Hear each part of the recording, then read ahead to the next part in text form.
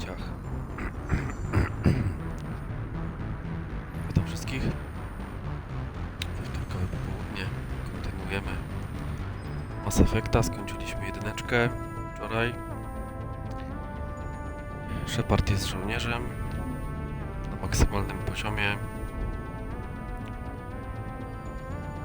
Głównie tym dobrym. Trochę byłem złym, a tym renegatem, ale głównie tym dobrym i tym dobrym doszedłem do końca. Wszystkie odblokowałem na maksa tą postać w tym kierunku. No więc odpalamy dwójeczkę.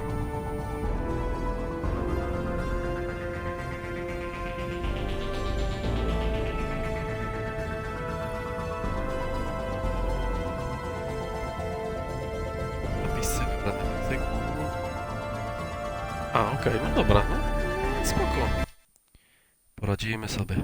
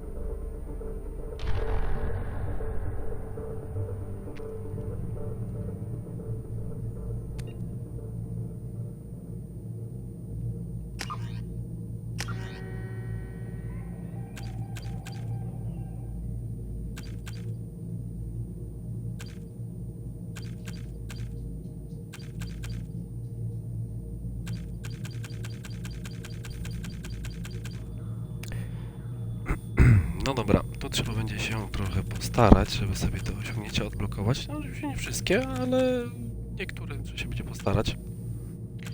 To jest do werbowania, to jest jeżeli chodzi o main questy, więc do zrobienia.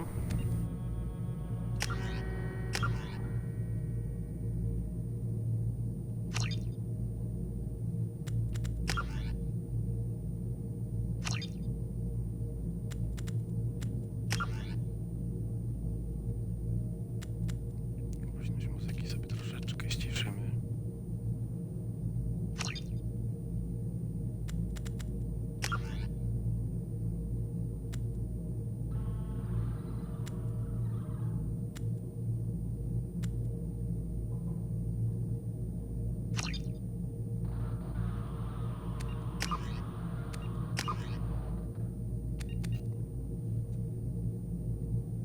No i oczywiście import postaci z ME1. Jesteśmy Maciek Shepard. Nie chciałem się jakoś mega elokwentnie wymyślać nazwy postaci, ani tworzyć wizualnej jej wersji. Także jest standardowym Shepardem. Przyznam szczerze, że bardziej mi się nawet podoba standardowy Shepard niż wersja przerobiona.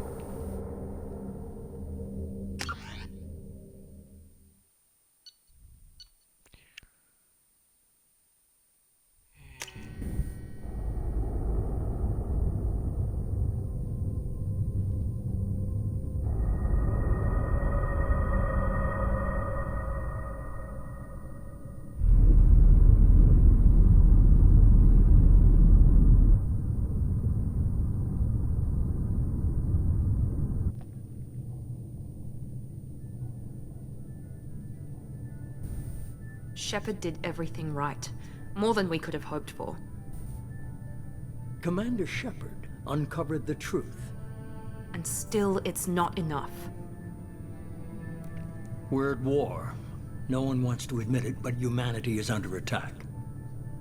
But they're sending him to fight Geth. Geth. We both know they're not the real threat. The Reapers are still out there. And it's up to us to stop them. The Council will never trust Cerberus. They'll never accept our help, even after everything humanity has accomplished. But Shepard... They'll follow him. He's a hero, a bloody icon. But he's just one man. If we lose Shepard, humanity might well follow. Then see to it that we don't lose him.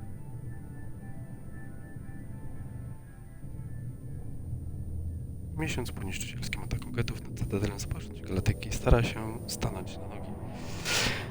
Flota przymierza poniosła ogromną ofiarę, aby ocalić Radę Cytadeli i zaskarbić ludzkości miejsce w tej prestiżowej grupie. Teraz Rada stanęła w obliczu dowodów, jakoby do galaktyki porzucili żniwiarze.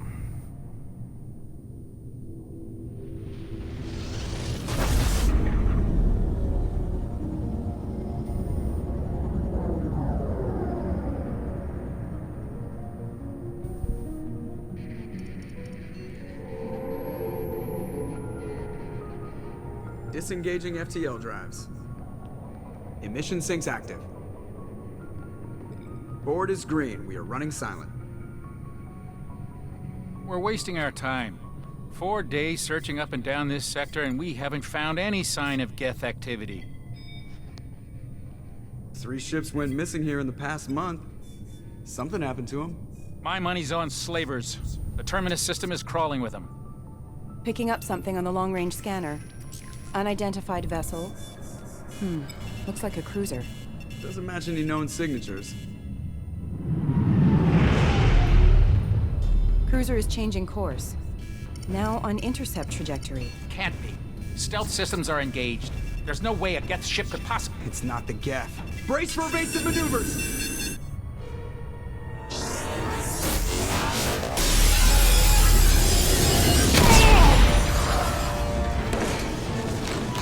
Presley! Kinetic barriers down! Multiple hull breaches! Weapons offline! Somebody get that fire out!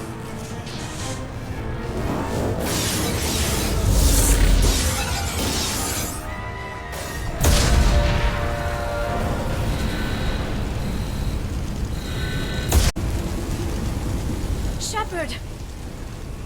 Distress beacon is ready for launch. Will the Alliance get here in time?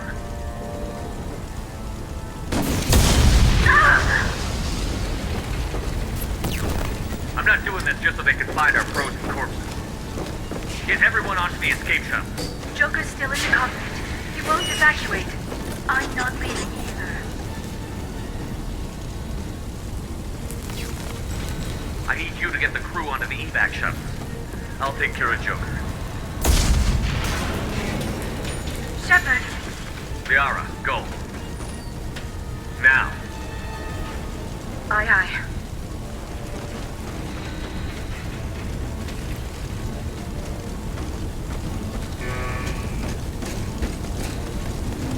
Everybody in! Go, go, go!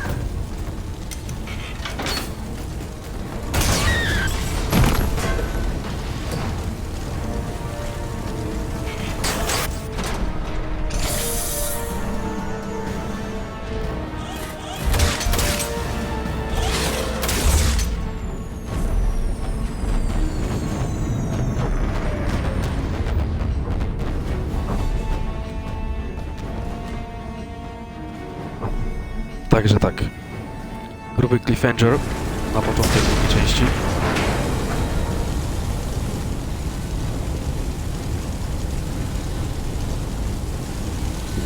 Mayday! Mayday! Mayday! This is SSV Normandy! We've suffered heavy damage from an unknown enemy! Come on, baby, hold together.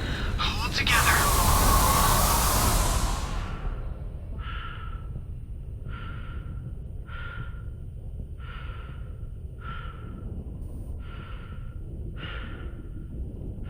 Gra ma tyle lata, zobaczcie. Wiadomo, że teraz przerobiona, nie? Ale jednak...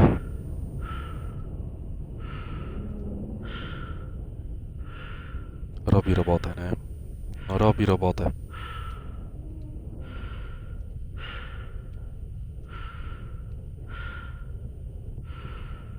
Dobra. Idźmy po Jokera, napatrzyliśmy się.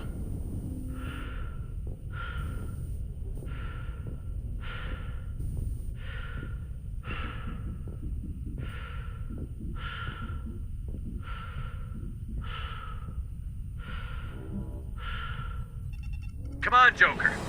We have to get out of here. No, I won't abandon the Normandy. I can still save her. The Normandy's dead. Just like us, we don't get the hell out of here. No, we just have to... Oh no. They're coming around for another attack.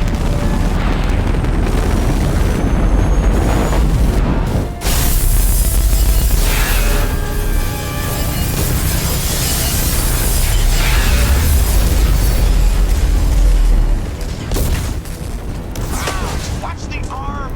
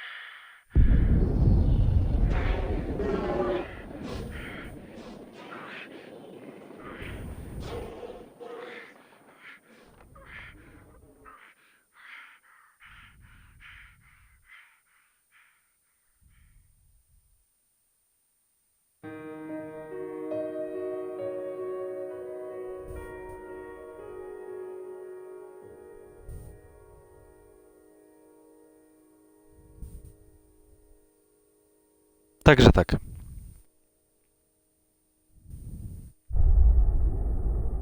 Wyobraźcie sobie, że odpalacie tą grę po jakimś czasie, w sensie przeszliście jedynkę, jak wyszła.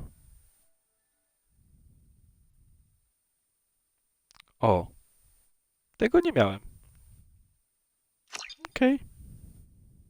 Interaktywny komiks.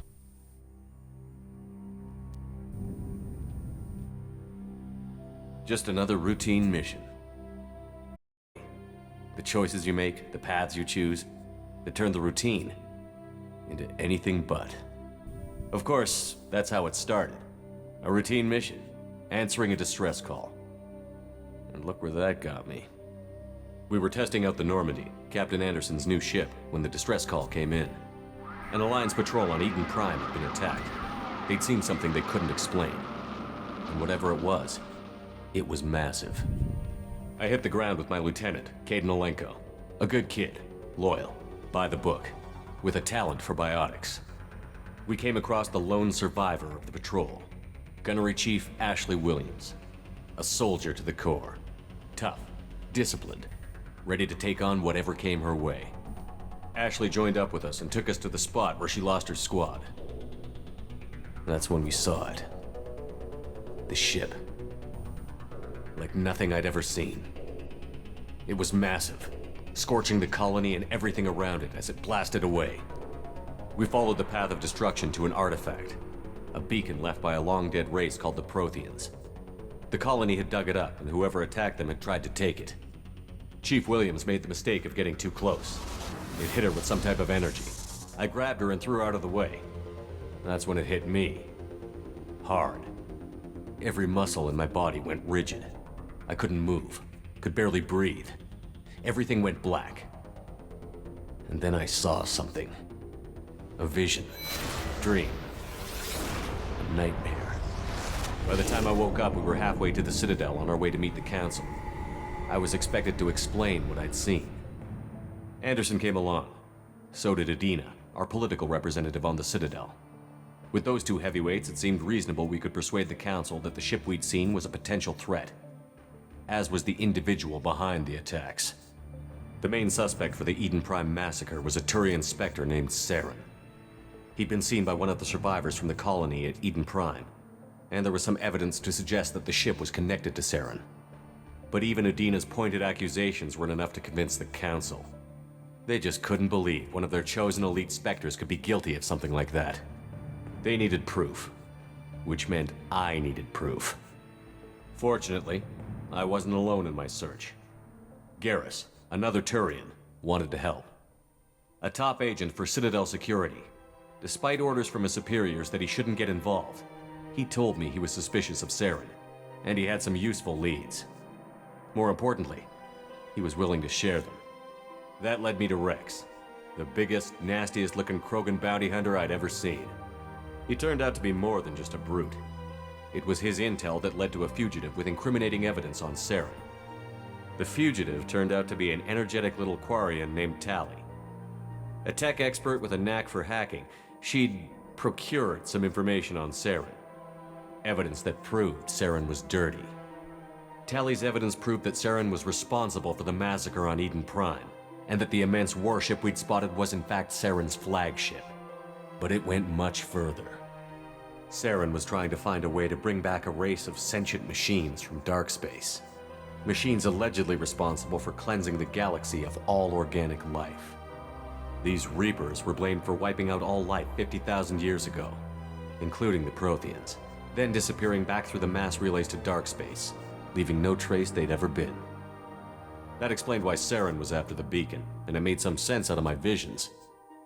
But not much else. We couldn't convince the Council that the Reapers were a threat, but they agreed Saren had to be stopped. They stripped him of his Spectre status and gave me the honor of becoming the first human Spectre. My first task? Bring down Saren. Anderson decided to stay behind, giving up his ship, the Normandy. He told me I would need it more than he would.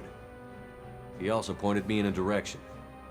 Liara, a Prothean expert, adept in biotics, and maybe most importantly, daughter of Benezia, Saren's top lieutenant. And like most Asari, as beautiful as she is intelligent, and born with a unique ability to meld with other species.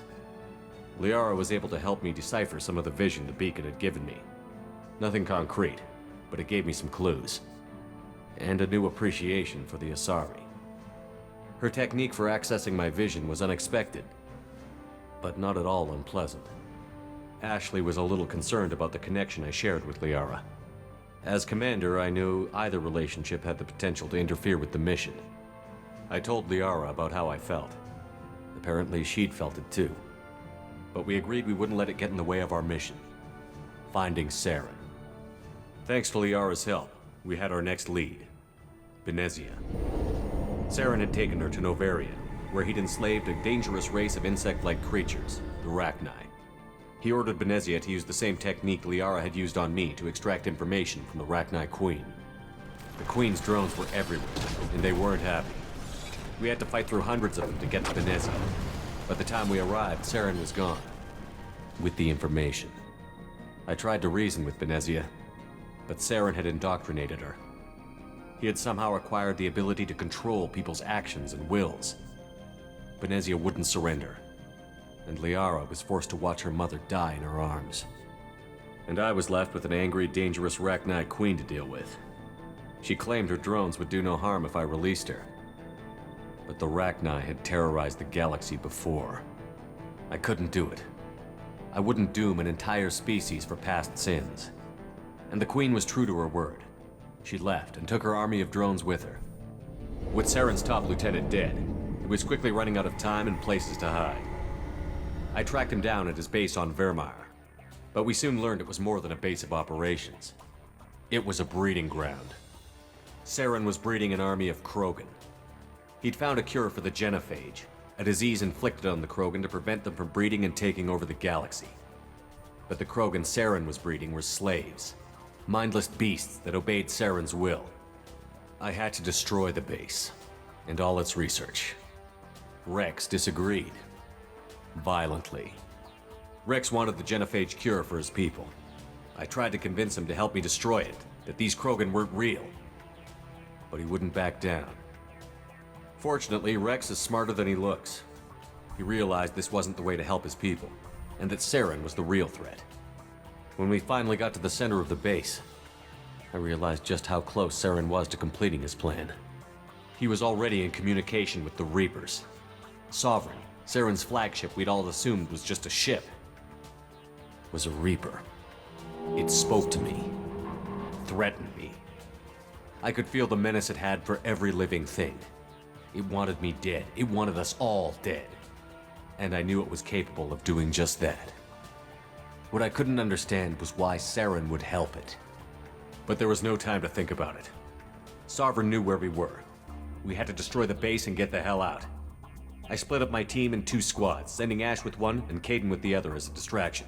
We had a nuke, and we planned to use it. Before we could detonate the bomb, Saren showed up.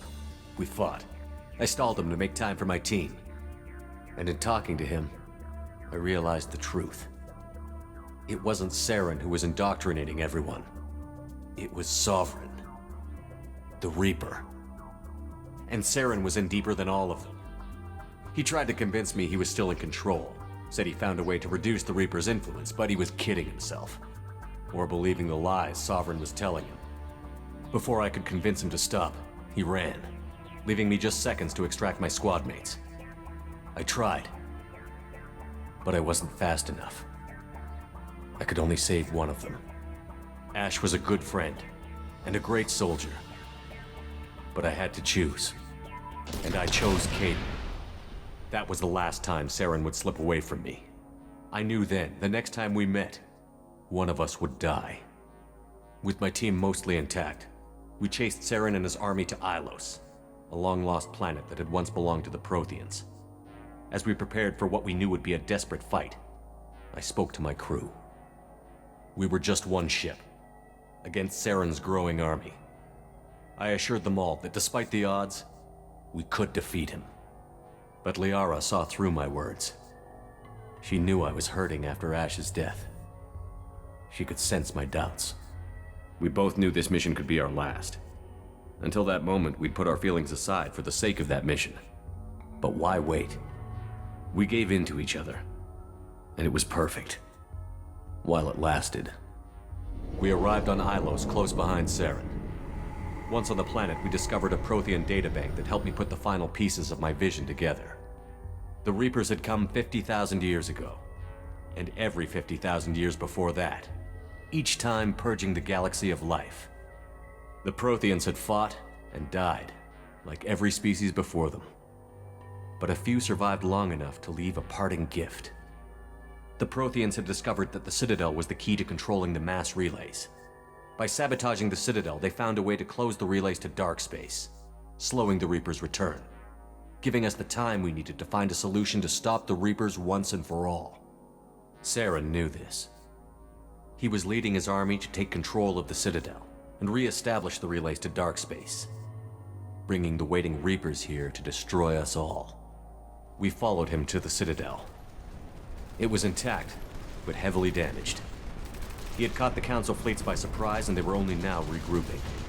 And with Sovereign as his flagship, and I was done chasing him. As the Alliance and Citadel fleets battled Saren's army outside, I cornered the Turian bastard in the Citadel tower and confronted him. He died believing that the Reapers would save him. As I fought to regain control of the Citadel, the Council's flagship, the Destiny Ascension, fell under attack. Despite Saren's death, Sovereign and Saren's army continued to fight. The Council was aboard the Destiny Ascension, and they were requesting assistance. But I knew in order to help them, I would have to put our Human Alliance fleet in jeopardy. The Council had to be saved. They represented the hearts and minds of the galactic community. Without them, the fleets would be in disarray. Even with the Citadel back in my control, Saren defeated, and the Normandy leading the combined galactic fleet, the battle against Sovereign, a single Reaper, was relentless. It took the combined fleets of humanity and the other races, but in the end, Sovereign fell. But the costs were immense. While humanity's efforts in the war earned us our first seat on the Council, it was a hollow victory. The Reapers were still out there. I knew the fight was far from over, but as the one who'd led the fight against Saren, I was given new responsibilities. The choice of humanity's first counselor was left for me to decide. On the one hand, Udina, the lifetime politician. Ruthless and ambitious, he would easily navigate the political landmines that would soon be put in front of him. The other choice, Captain Anderson, the career soldier. Tough but fair, but a friend, and someone I could trust. Both great leaders in their own right. Anderson didn't want the job, which was a sure sign he'd be perfect for it. No ambition to get in the way. The war was over. The threat had passed. In time, the Council would rebuild itself. The Citadel could be repaired. Even the pain of lost friends would fade. But none of that mattered if the Reapers were still out there. And if they were all as powerful as Sovereign, we had to find a way to stop them. I had to find a way. I gathered my crew, took my ship, and went in search of answers. Officially, the Council would only say I was assigned to cleanup duty, rooting out any remnants of Saren's army. Just another routine mission.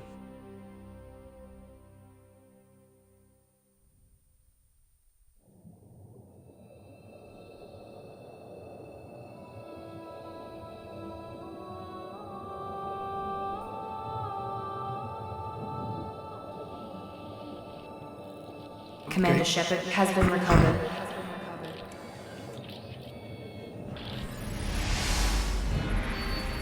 A to już The jest Lazarus intro. project will proceed as planned. Normalne intro z gierki.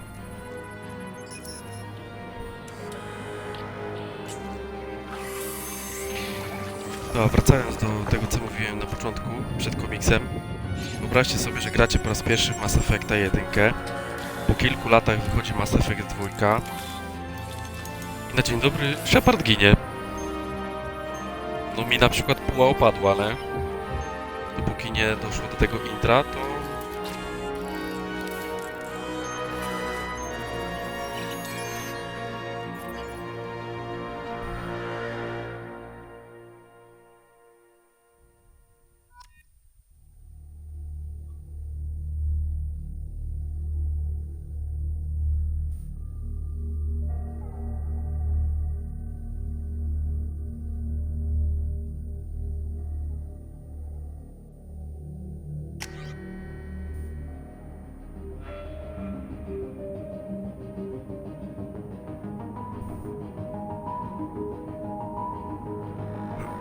No, więc to jest domyślna twarz i taką zostawiamy.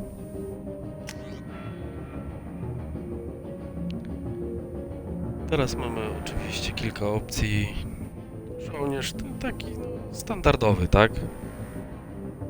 Jakiś tam strzał wstrząsowy, trening w użyciu broni, karabiny szturmowe, strzelby, karabiny snajperskie, ciężkie pistolety, trening w użyciu amunicji zapalająca, kryjo i dysrupcyjna. Krótki opis, żołnierze są ściśle wyspecjalizowani w walce. Szpieg już ma tutaj bardziej jakieś moce, typu właśnie kamuflaż taktyczny, spalenie, hakowanie SI. Szturmowiec, ładunek biotyczny, przyciąganie, fala uderzeniowa. Szpieg był w karabinach snajperskich, ciężkich pistoletach i pistoletach automatycznych. Natomiast szturmowiec ma strzelby, ciężkie pistolety i pistolety automatyczne. Strażnik. Pancerz technologiczny, rzut odkształcenie, przeciążenie, kryje wybuch, ciężkie pistolety i pistolety automatyczne. Tu jest takie połączenie mocy technologicznych i biotyka, tak naprawdę. Adept, to nawet widać po tych obrazkach, jak się zmieniają. Tu już taki głównie biotyk. Szkolenie w użyciu mocy, osobliwość, odkształcenie, rzut, przyciągnięcie, fala uderzeniowa, szkolenie w przerzuciu broni, ciężkie pistolety, pistolety automatyczne. No i inżynier to jest stricte technologiczny. Sondę bojową, przeciążenie, hakowanie SI, kryjo wybuch. Ciężkie pistolety, pistolety automatyczne. Inżynierowie to specjaliści od technologii. Tylko oni potrafią używać sond bojowych. Na polu bitwy inżynierowie są najbardziej efektywni w unieszkodliwianiu przeciwników i tworzeniu wyrwów w ich liniach obrony. Jedziemy w klasykę.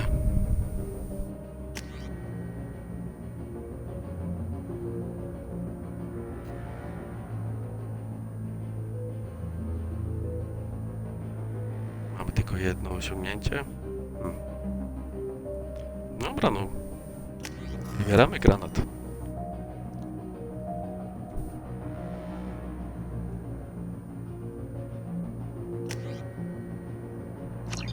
No i zatwierdź.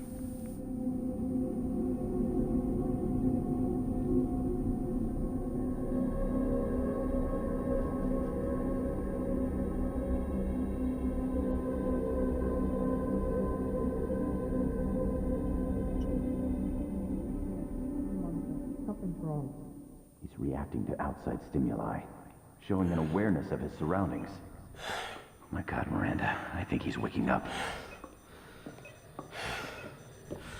Damn it, Wilson. He's not ready yet. Give him the sedative. Shepard, don't try to move. Just lie still. Try to stay calm. Heart rate's still climbing. Brain activity is off the charts. Stats pushing into the red zone. It's not working. Another dose. Now. Heart rate dropping. Stats falling back into normal range. That was too close. We almost lost him. I told you your estimates were off. Run the numbers again.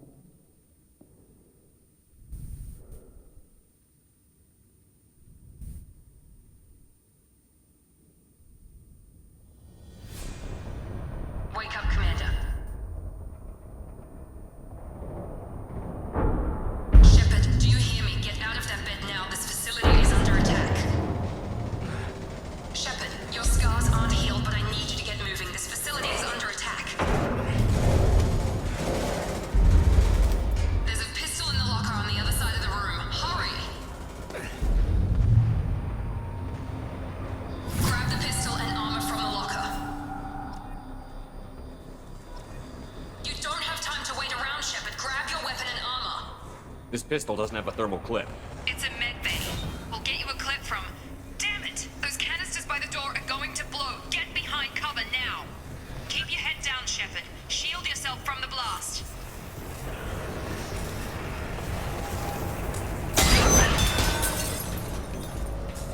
Someone's hacking security trying to kill you. Look for a thermal clip for your pistol.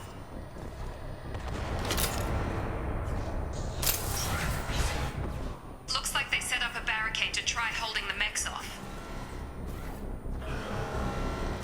Look out!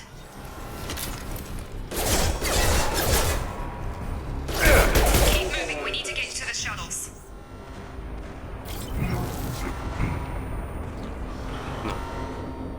Pierwsze różnice w mechanice między jedynką a dwójką, które można zauważyć, to oczywiście jest to, że teraz potrzebujemy magazynka. Pochłaniacze ciepła się zużywają, a nie tylko przegrzewają. Czyli trzeba je zbierać. Tu żeśmy przed chwilą zebrali jeden, więc nie mam bardzo jak go pokazać. Ale tak się jak strzeliliśmy, więc teraz zobaczcie, w pistolecie jest łącznie 60, aktualnie amunicji jest 8. Przeładowane się zrobiło 12 i 56 do końca. Drugą kwestią to jest to, co zauważyliście, że tu jest właśnie pochłaniacz, który się zbiera sam z siebie. Znaczy, że mamy pełny. Drugą kwestią jest to, że podchodzenie do osłony powoduje, że nic się nie dzieje. Trzeba nacisnąć przycisk i dopiero się znajdujemy za osłoną. I piękno jest takie, że będąc za osłoną, naciskając do przodu i ponownie przycisk od uchylania się za osłoną, przez co niektóre osłony przeskoczymy. Jest to spoko, bo wygląda to efektownie i prawdziwie, nie? No, Shepard, security mechs are closing in on your position. Take...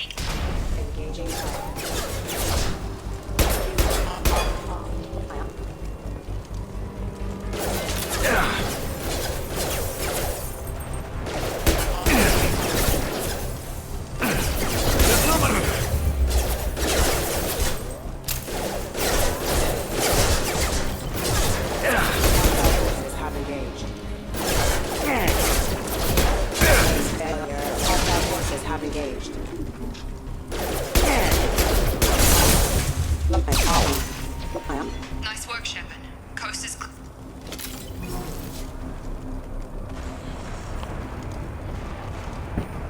Tak, no niestety one wybuchają, więc to też trzeba uważać. Zwłaszcza jak się im strzela w głowę.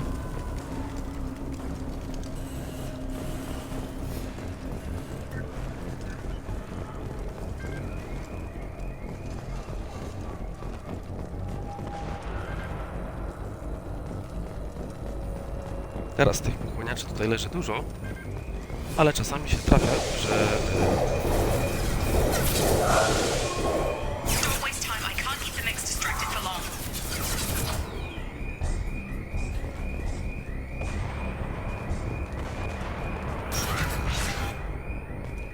More reinforcements heading your way. Grab the Here come the mechs. Use the grenade launcher to take them out.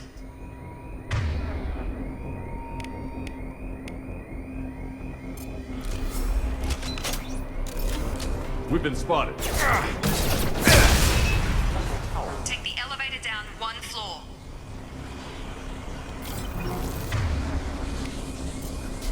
Lubimy granatnik.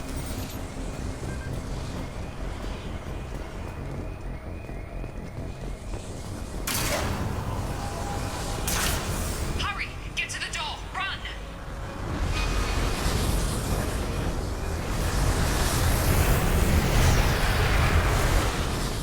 You're doing great, Shep.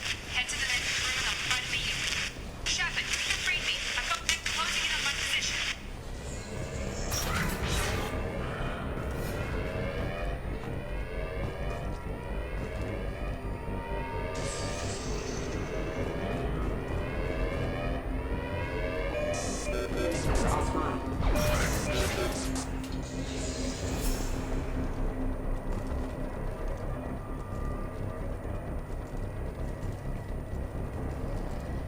Progress is slow, but subject shows signs of recovery. Major organs are again functional, and there are signs of rudimentary neurological activity. In an effort to accelerate the process, we've moved from simple organic reconstruction of the subject to biosynthetic fusion. Initial results show promise.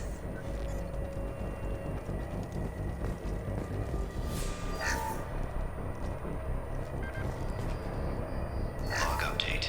The cost of this project is astronomical. Over 4 billion credits so far. But nobody seems to care that we've gone over budget. I don't know where the boss gets all his money. Maybe it's better not to know. I just wish he'd kick a little more in my direction once in a while.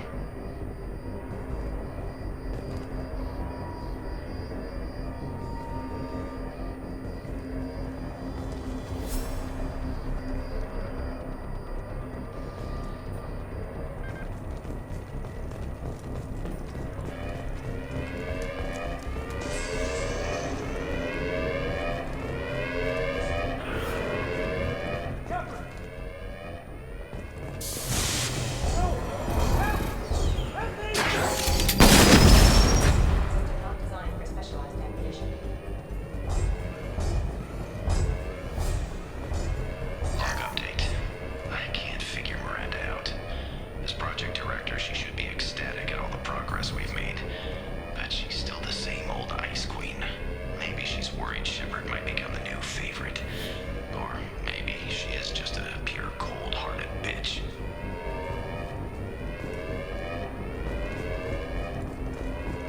They're coming.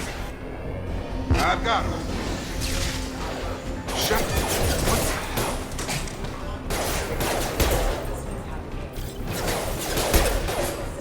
Grab them. Get over here. What are you doing here? Thought you were still a work in progress. Are you with Miranda? Yeah, sorry. I forgot this is all new to you right now. I'm Jacob Taylor. I've been stationed here for... Hostiles detected. Damn it!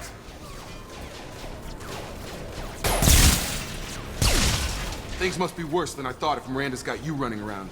I'll fill you in, but we better get you... I know this isn't the best time, but I'm sick of stumbling around when I don't know what's going on. Fair enough. I'll give you the quick version. You and your ship were attacked and destroyed. You were killed. Dead as dead can be when they brought you here. Our scientists spent the last 2 years putting you back together. You've been comatose, or worse, that whole time. Welcome back to your life. This doesn't look like an Alliance facility. It isn't. I can't say much more than that for now. The Alliance officially declared you killed in action. The whole galaxy thinks you're dead. And if we don't get to those shuttles, they'll be right. Were there any other survivors from the Normandy? I'll tell you what. You help me finish off these mechs, and I'll play 20 questions with you all day. We're low on thermal clips, but I'm a biotic. Just give the order when you want me to hit them with the good stuff. Have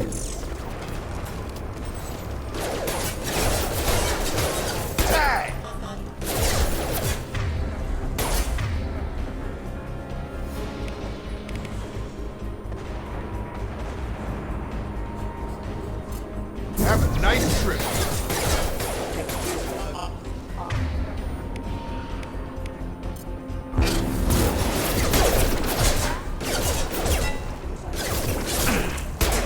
Falling back.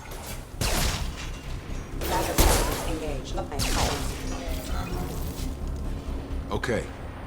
I promised I'd answer your questions. What do you want to know? You said they spent 2 years rebuilding me? How bad were my injuries? I'm no doctor, but it was bad. When I first saw you, you were nothing but meat and tubes. Anywhere else, they'd have put you in a coffin. But Project Lazarus was different. Cutting-edge technology. What do you mean? Cloning? Cybernetics? I don't know the details. You'd have to ask the scientists. But I'm pretty sure you're not a clone. They wanted to bring you back exactly as you were. You're still you. You just might have a few extra bits and pieces now. What can you tell me about the project? Project Lazarus only had one subject. The whole point was to bring you back. Just you. Even that was a challenge. 2 years. All the top scientists. The best technology money could buy. Do you know anything about this attack? Damned if I know. I was getting ready for some shut-eye, then bam! Bunch of explosions. Next thing I know, every damn mech in the place starts shooting at us. I'm guessing it had to be an inside job. You'd need top security access to hack all the mechs. The last thing I remember is the Normandy blowing up. Did anyone else make it? Just about everybody survived. A few servicemen from the lower decks didn't get out. Navigator Presley was killed by an explosion. But everyone else, including the non-Alliance crew, the Asari, Liara, and the Quarian, they all made it out alive. Do you know what any of them are doing now? I don't know, Commander. It's been 2 years. They've moved on. Left the Alliance. Could be anywhere. They were my team. If they knew I was alive, they'd come back. Maybe you can track them down after we get off the station. If we get off the station.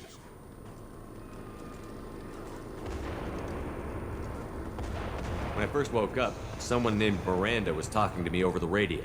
We lost contact just before I ran into you. Miranda Lawson is the station's ranking officer. She led the Lazarus team. It was her job to bring you back to life, no matter what. Should have guessed she'd try to save you. She's not about to give up on you now. You said you lost contact. Could you tell what was happening? There was some gunfire and an explosion right before I lost her. She knows how to take care of herself. But I hope she's okay. What's your job here? Depends on who you ask. Technically, I'm Miranda's top lieutenant. But I'm just a soldier. I served 5 years in the Alliance before this. Now I'm in charge of the station's security. Usually a lot more dull than this. Normally I don't fire my gun unless it's target practice. What's the quickest way to those shuttles? Depends where the mechs are thickest. It's probably best if we... Check. Anyone on this frequency? Anybody still alive out there? Hello? Wilson, this is Jacob. I'm here with Commander Shepard. Just took out a wave of mechs over in D-Wing. Shepard's alive? How the hell? Never mind. You need to get him out of there. Get to the service tunnels and head for the network control room. Roger that, Wilson. Stay on this frequency. I think I remember a Wilson checking on me one time when I woke up. That's him.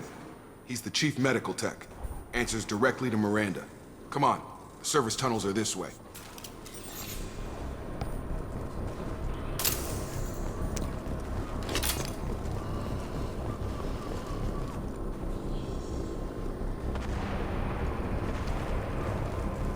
Log update. The Lazarus project is about to enter the final phase. It's taken nearly 2 years, but we did it. Commander Shepard is alive. This is the most amazing medical achievement in recorded history. Maybe now Miranda will finally show some appreciation for everything I've done. Nie wiem, czy to słyszeliście, ale specjalnie się tak odsunąłem po same drzwi, bo taki fajny efekt jest, że jak odtwarzasz logi z datapadu i oddalasz się od tego datapadu, no to nie słyszysz tego dokładnie. W sensie słychać to ciszej, tak? Logiczne. Co do... Nie wiem, czy tutaj...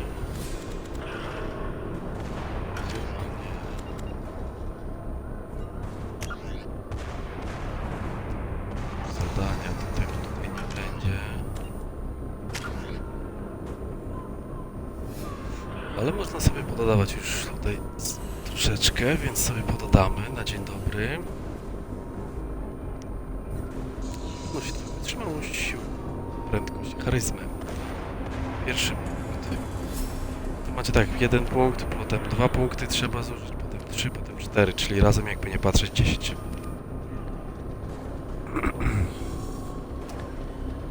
Amunicja dysrupcyjna to jest nadająca się na mechy właśnie, zapalająca na pancerz.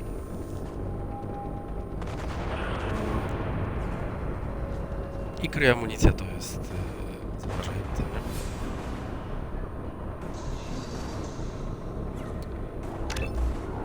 Lecimy w to, tak.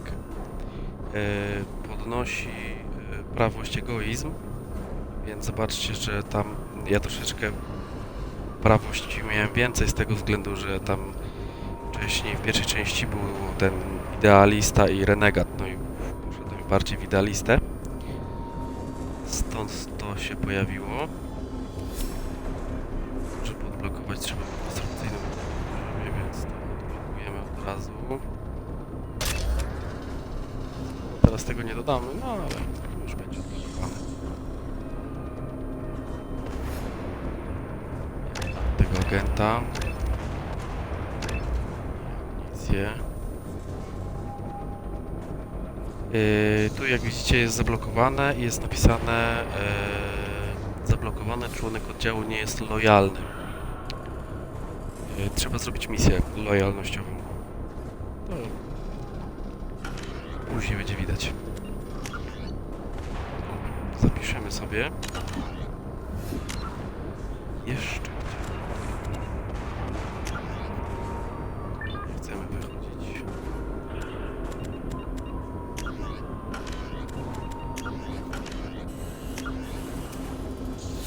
Leksykon, ale to nie.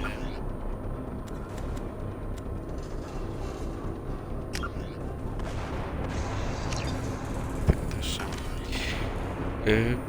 Szukam generalnie tych odznaczeń, medali, które się pojawiają co chwila, że tam się coś tam zbiera, czyli te headshoty na przykład, albo to podniesienie i tak dalej. Nie pamiętam, gdzie to dokładnie jest. Na pewno jest w menu głównym oczywiście, ale no nie o to mi chodziło. No ale dobra, prędzej czy później się znajdzie.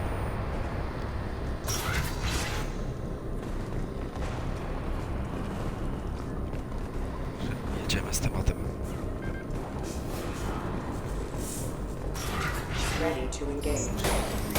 Damn it, Wilson. This room is all... The whole station is crawling with mix. I'm doing the best I can.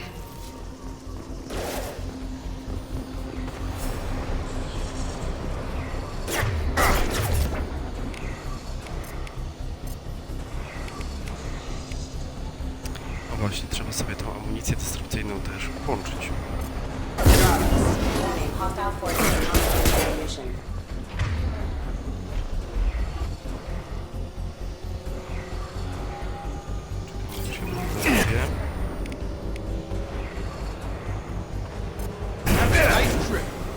No nie trafił, naprawdę. Pasek pod jego głową Jacoba oznacza, kiedy jest gotowy do jego mocy.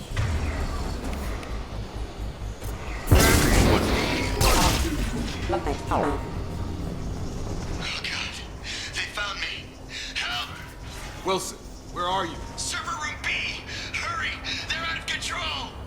Up those stairs, Shepherd. Oh God, I'm hit! They shot me!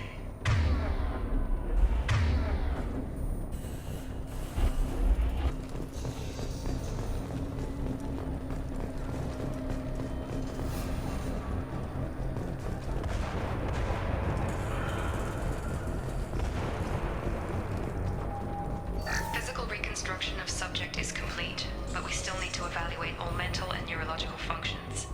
Our orders were clear. Make Commander Shepard who he was before the explosion. The same mind, the same morals, the same personality.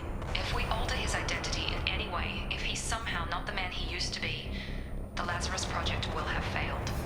I refuse to let that happen. Pani perfekcjonistka. Shepard, down here! Bastards got me in the leg! You were there the first time I regained consciousness. Yeah, that was me. How about we talk about this after we fix my leg? Should be some Medi-gel in the first aid station on the wall. Hopefully there's enough to get him up and moving again. Grab the Medi-gel from the first aid station on the wall.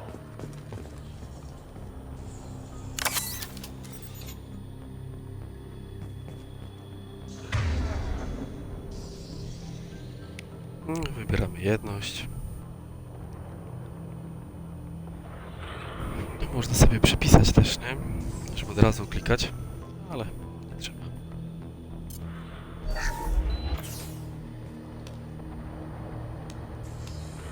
Thanks, Shepard.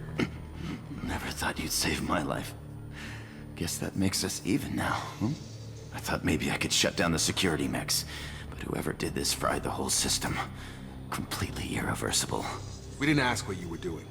Why do you even have security mech clearance? You were in the bio wing. Weren't you listening? I came here to try and fix this. Besides, I was shot. How do you explain that? You're all strangers to me. Let's get someplace safe, then we'll sort out whose fault it is. Right, Shepard.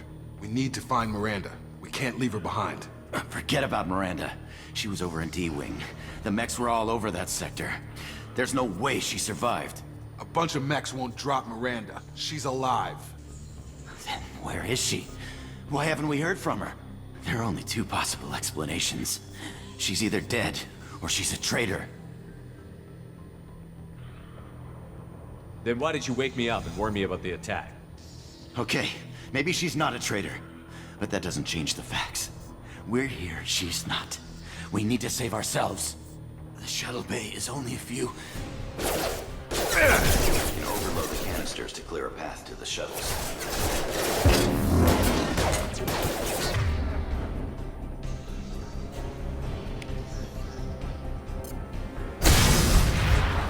That's it. Let's get out of here.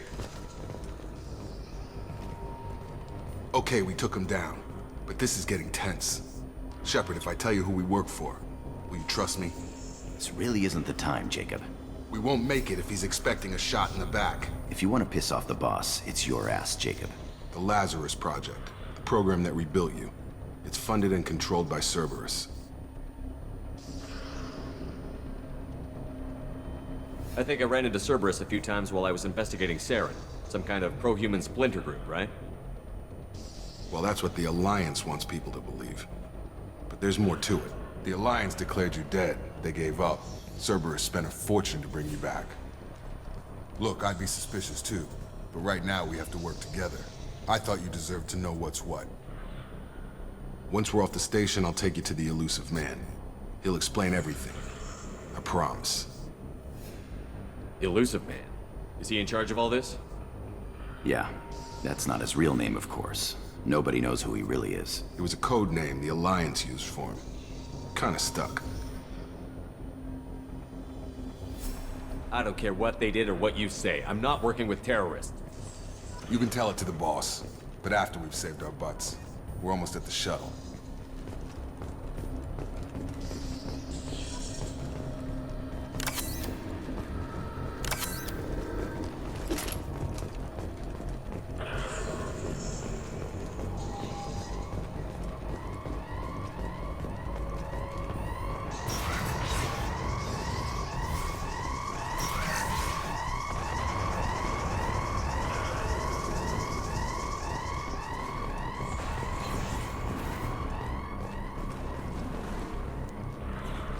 Najlepsze jest to, że wszędzie jest logo od Cerberusa, nie?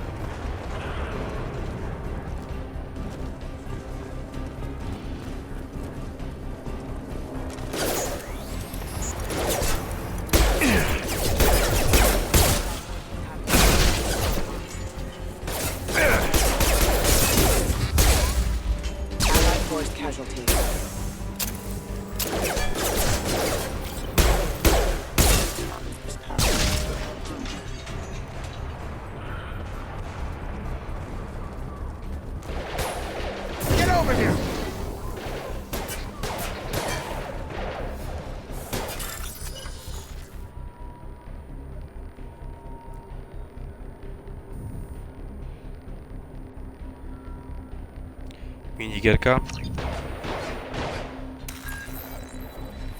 Cyk. Wiem. Wiem.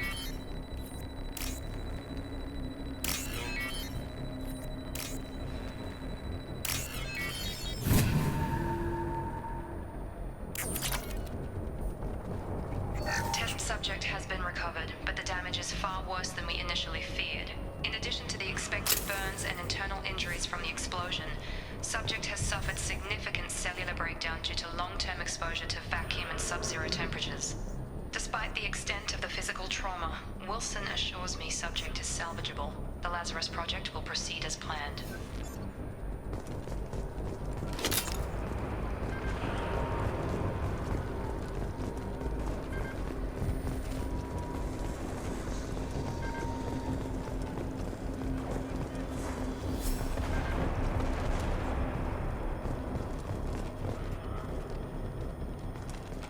Come on, through here. We're almost at the... Miranda, but you were... Dead? What the hell are you doing? My job. Wilson betrayed us all.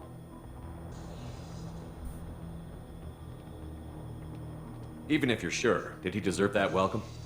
He sabotaged the security systems, killed my staff, and he would have killed us. You sure about that, Miranda? We've known Wilson for years. What if you're wrong? I'm never wrong. I thought you'd have learnt that by now, Jacob. I had a feeling Wilson was just looking for a chance to shoot me in the back.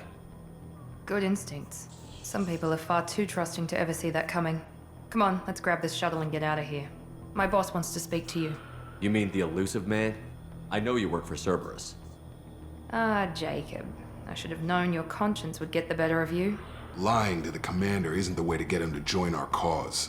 Well, since we're getting everything out in the open, is there anything else you want to ask before we go, Commander?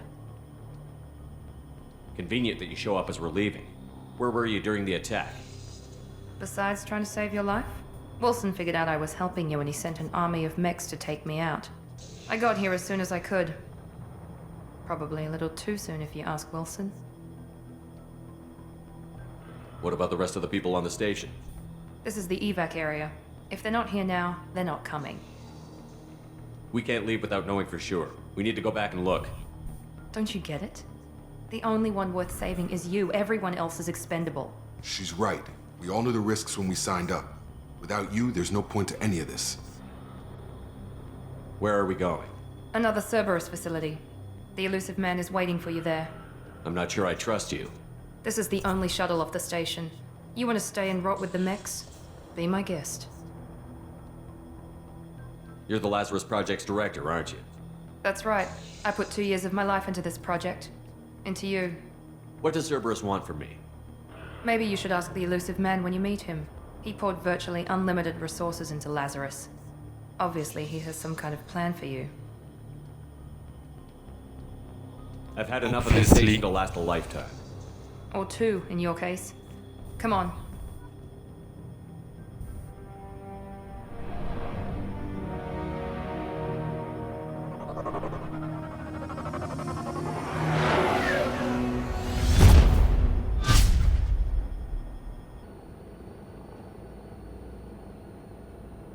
Before you meet with the elusive man, we need to ask a few questions to evaluate your condition.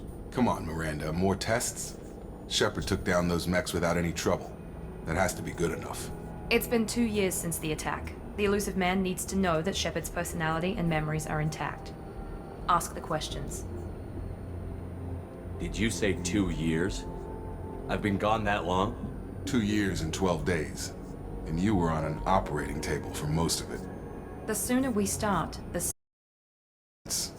You enlisted and you survived a Thresher Maw attack that wiped out the rest of your team. Do you remember that? Yeah, I remember it. Everyone screaming, gunfire, blood everywhere. I was the only one who stayed focused on survival. I read the report.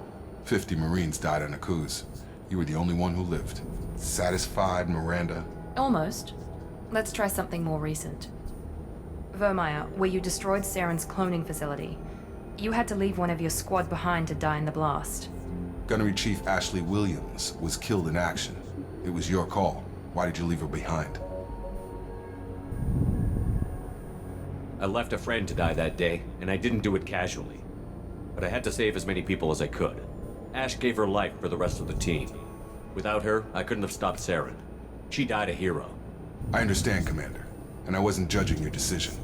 Everybody at Cerberus knows that cloning facility had to be destroyed. There are other tests we really should run. Come on, Miranda. Enough with the quizzes. The memories are there, and I can vouch for Shepard's combat skills personally. I suppose you're right. We'll have to hope the elusive man accepts our little field test as evidence enough.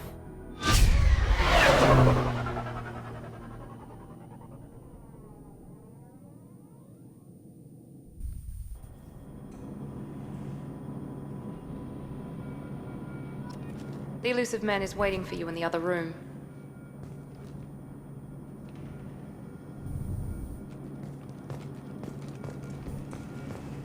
I wouldn't keep the elusive man waiting. The elusive man is waiting for you in the other room.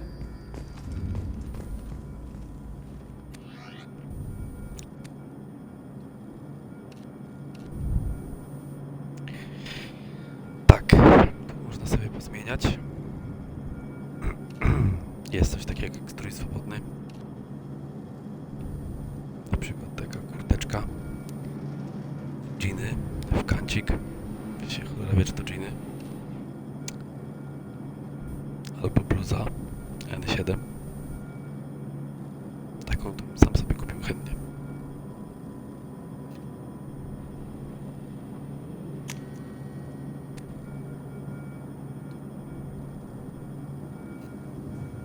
Dobra, na razie mam jeden typ pancerza.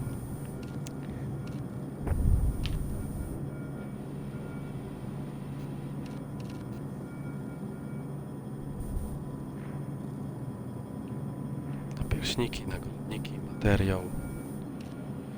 Tu bardziej chodzi po prostu o odcień.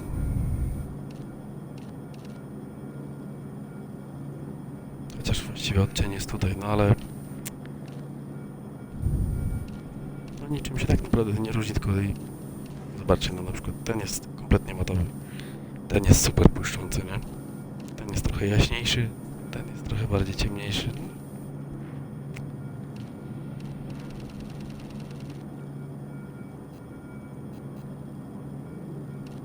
Mówię, no.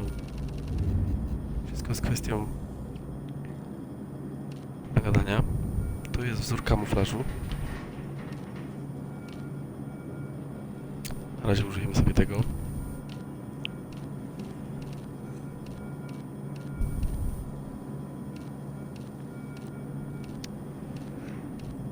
Pójdźmy w jakieś ciemne kolory.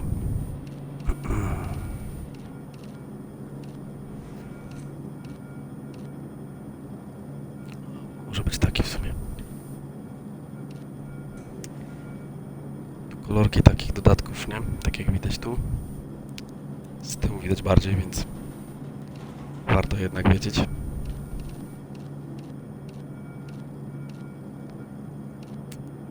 Ten już bardziej by mi pasował.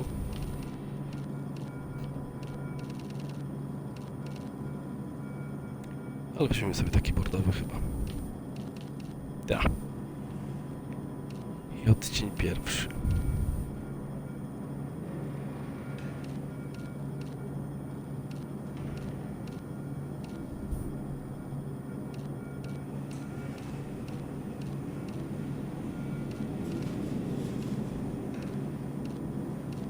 Widzicie, kamuflaż się niby nie zmienia.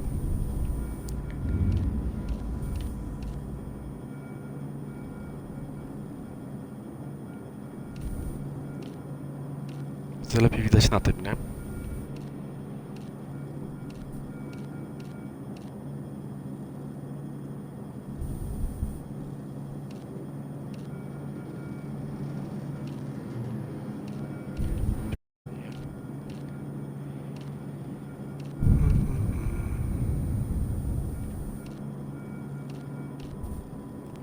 I sobie pójdziemy w taki temat.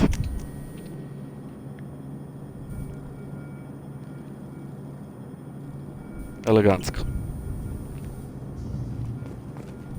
Od razu zastosowane. Jak widać.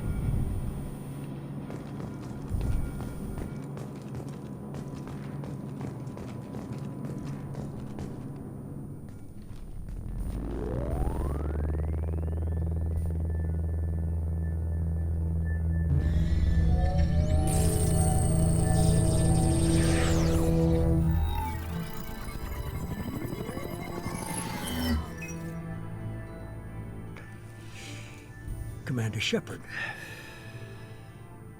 Elusive man. I thought we'd be meeting face to face. A necessary precaution. Not unusual for people who know what you and I know.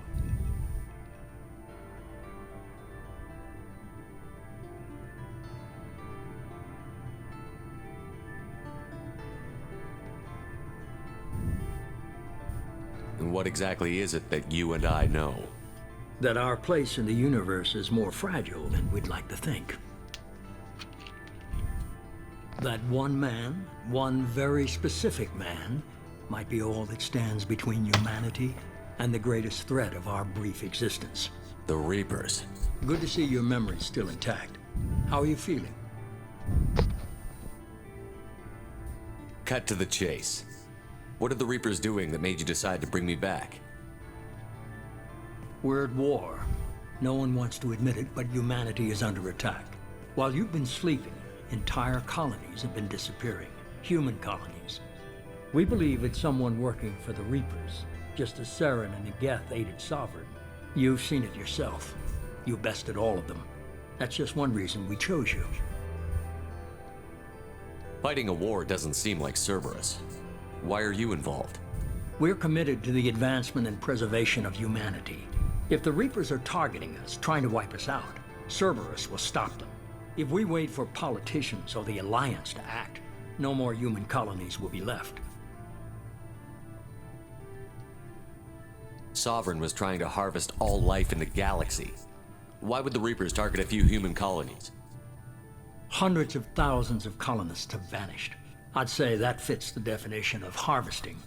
Nobody's paying attention because it's random, and the attacks occur in remote locations. I don't know why they've suddenly targeted humanity. Maybe you got their attention when you killed one of them.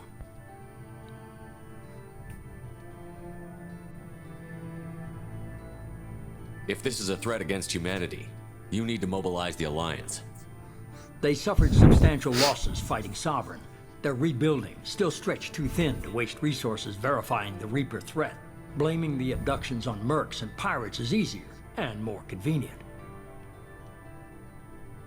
Zobaczcie, że czasami się tutaj w menu zmieniają pozycje. Przed chwilą porwania były na górze, Cerberus na dole, a pomoc przymierza był tutaj. Trzeba zwracać uwagę, bo czasami można pytać 3 razy o to samo, nie? You could have trained an entire army for what you spent to bring me back. You're unique. Not just in ability or what you've experienced, but in what you represent. You stood for humanity at a key moment. You're more than a soldier. You're a symbol. And I don't know if the Reapers understand fear, but you killed one. They have to respect that.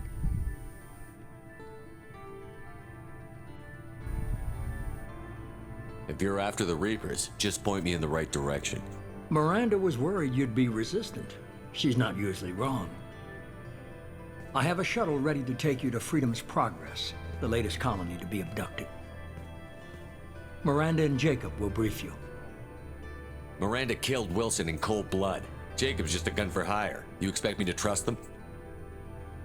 Wilson was one of my best agents, but he was a traitor. Miranda did exactly what I expected of her, and she saved your life in more ways than one. Jacob's a soldier, one of the best. He's never fully trusted me, but he's always been honest about it. You'll be just fine with them. For now. Is this a volunteer job, or am I being volunteered? You always have a choice, Shepard. If you don't find the evidence we're both looking for, we can part ways. But first, go to Freedom's Progress. Find any clues you can. Who's abducting the colonies? Do they have any connection to the Reapers? I brought you back. It's up to you to do the rest.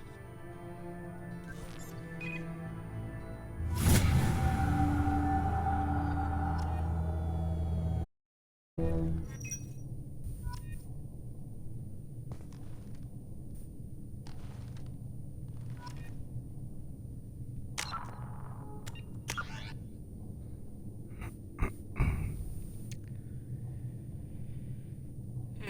przeczytane.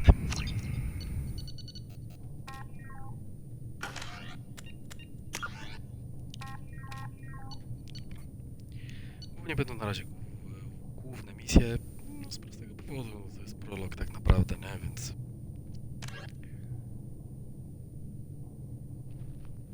koniec tej misji będzie wtedy, kiedy po prostu wylecimy stąd. No i potem zlecimy na misję tą, czyli na pochód wolności. Wszyscy koloniści z pochodu wolności zniknęli w tajemniczych okolicznościach. Człowiek iluzja pragnie wysłać ekipę w celu zbadania tych zaginięć.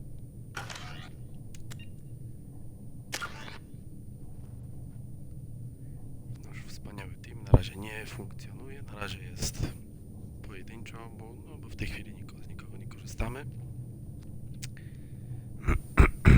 Ponieważ amunicja zapalająca też by mi się przydała, ale chyba zaczniemy mimo wszystko skok adrenaliny. Z niego będziemy rzadko korzystać, ale chodziło mi o to, żeby odblokować strzał wstrząsowy, który jest spoko. Pierwszy poziom jest słaby, ale dalej już jest lepiej. Dobra. Nie ma co tu zapisywać.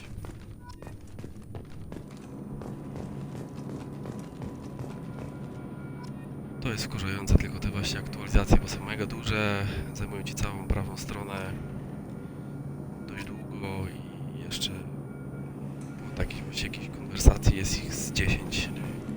Czekasz, aż wszystkie się przewiną, nie da rady ich w żaden sposób przewinąć. The elusive man is very impressed with you. I'm eager to see if you can live up to his expectations on this mission. What's the matter, Lawson? Worried you're not his favorite anymore? I've proven my value to the elusive man. Let's hope you're able to do the same. For someone who spent 2 years putting me back together, you don't seem real fond of me. I have the utmost respect for your abilities, Shepard. It's your motivations that concern me. I believe in what Cerberus stands for. Only time will tell if you prove to be an asset or a liability to our cause. What can you tell me about this colony we're going to? Freedom's Progress? It's a typical human settlement in the Terminus systems. They had a small military force for protection supplemented by mechs and security drones. Average in almost every way, really. Completely unremarkable. Until the disappearance.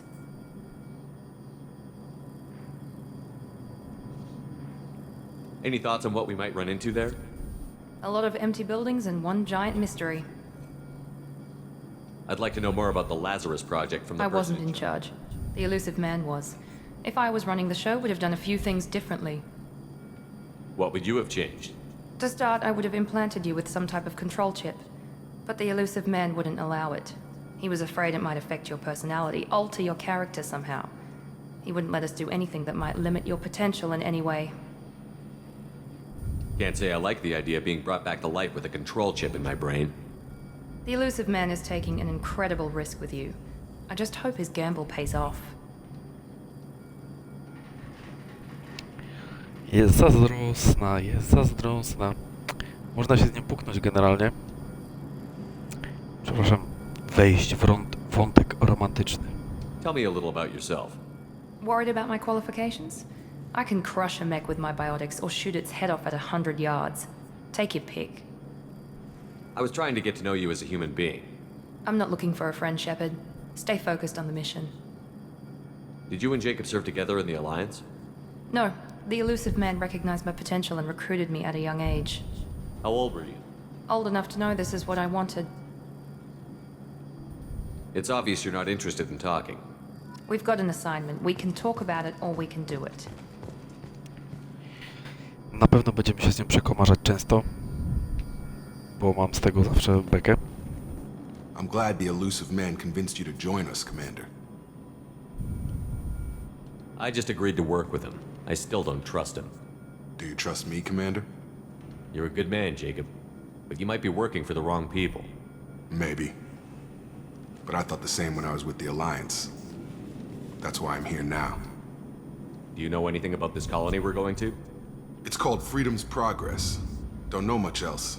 I guess we'll find out when we get there. You said you served in the Alliance? 5 years in total. Stationed all over the galaxy. Even spent... I've never heard of the Corsairs. It was an Alliance initiative. They hired independent starship captains and used them for missions that fell outside official Alliance jurisdiction. Technically, we weren't part of the Alliance. If we ever got caught, they could disavow any knowledge of us. We were supposed to be free from restrictions and rules, but there was still enough red tape to sink a cruiser. I finally just gave up. Why did you join Cerberus? I guess I just got tired of never making a difference. So much of what we did in the Alliance seemed pointless. I thought things would change after the attack on the Citadel. Humanity was finally invited to join the Council, but nothing changed. Politics, bureaucracy, same bullshit, different leaders. Cerberus is different. When colonies go missing, we don't commission a team to write a report to figure out what the hell to do about it. We just go and find out.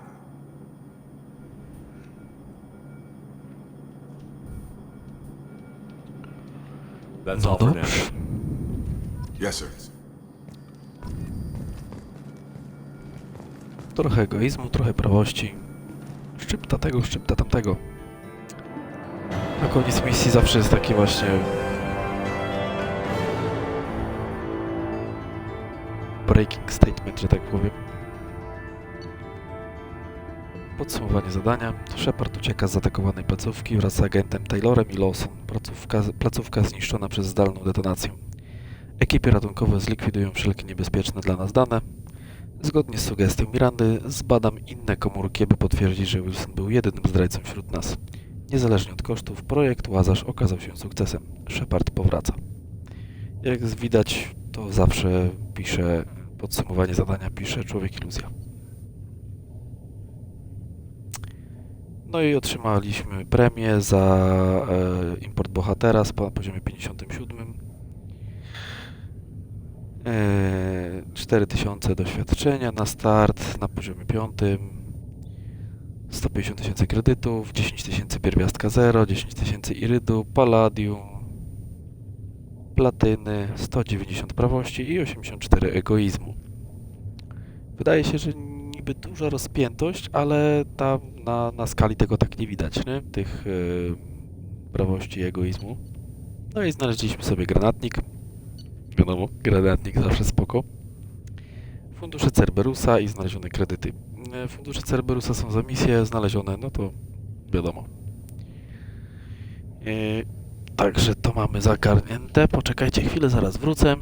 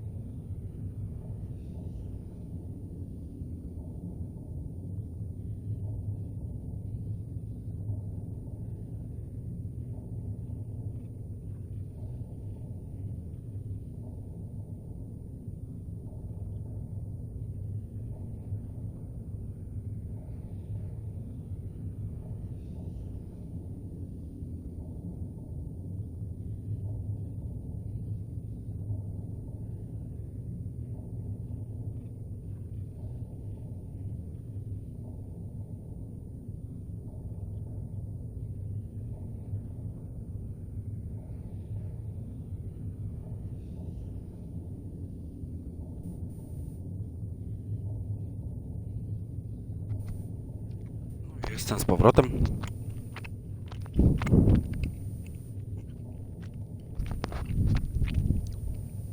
Do spółki z psem, który mi wisi na kolanach.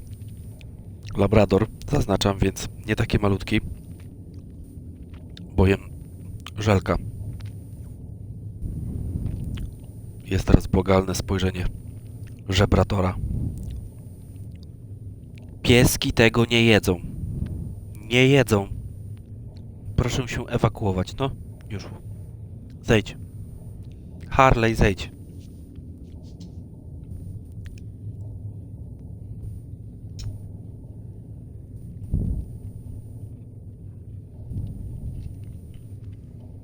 No dobra. To jedziemy dalej.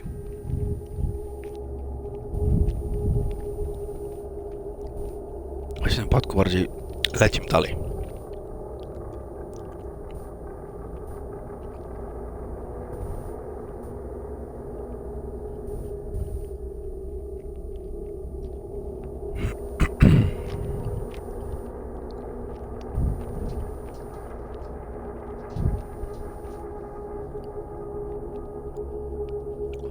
To, co było tutaj napisane, czy pasek wroga jest czerwony. We should be there shortly, Shepard. The elusive man put us under your command. Do you have any orders? Że pasek wroga jest czerwony, czy nie. Co jest ważne z tego względu, że niektórzy wrogowie będą mieli osłonę. To trzeba najpierw zniszczyć, zanim zaczniemy im dojeżdżać życie. Bo jeżeli tego nie zrobimy, to ta osłona zacznie się na nim odnawiać. A czasami mają osłonę i pancerz. Więc na przykład amunicja dysrupcyjna jest dobra na osłonę, a zapalająca na pancerz. Więc trzeba będzie żonglować amunicjami, no i mocami, nie? What did you find at the other colonies? Nothing. No signs of attack, no corpses, not even a trace of unusual genetic material to give us a clue. They just disappear. And we've got no target to go after. Are you sure you'll be comfortable following my orders? We didn't bring you back from the dead just to second guess you, Commander. If the elusive man says you're in charge, you're in charge. What makes you think this investigation will turn up anything new? At other colonies, official investigators got there first. Sometimes looters or salvage teams as well. We're hoping to be the first ones there this time. Maybe find clues before somebody else disturbs the scene. Just keep your eyes open. We're looking for anything that tells us who did this. Understood, Commander. With luck, we'll find something that was missed at the other colonies. Then we can find out who's behind it and get some payback.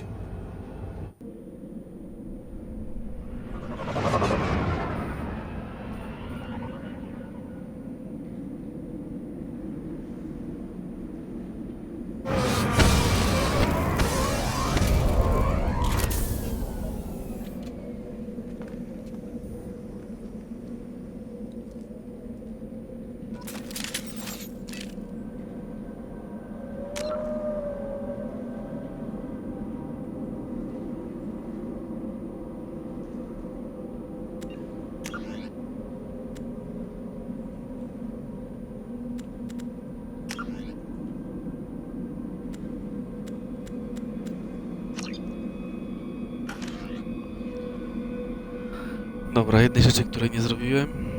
Tam w tym szafce pancerza ten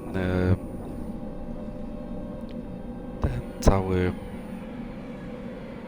hełm trzeba ustawić, bo inaczej będzie wyłączony. Tak jak widzicie, on wyjechał tutaj. No chyba, że będziemy w kosmosie gdzieś tam takim, że nie można oddychać.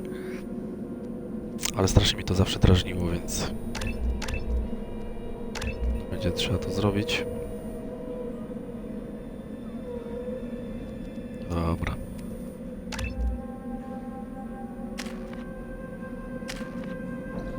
Wszystko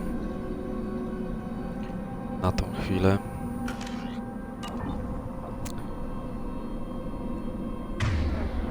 No i wracamy do naszej standardowej broni. Nazwy są podobne, nie? Predator, katana, mściciel, modliszka, granatnik ewentualnie. Najlepszą snajperką jest czarna wdowa.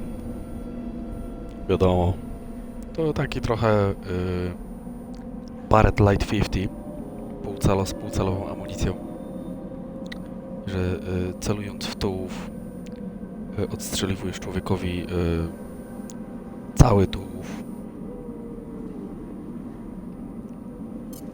Dobra, tak czy siak przesiadamy się na karabinek. A no tak, bo tu jeszcze jest coś takiego jak pistolet maszynowy. Ja z tego nie korzystam generalnie. On ma swoje plusy, minusy. Jak dla mnie za dużo minusów, ale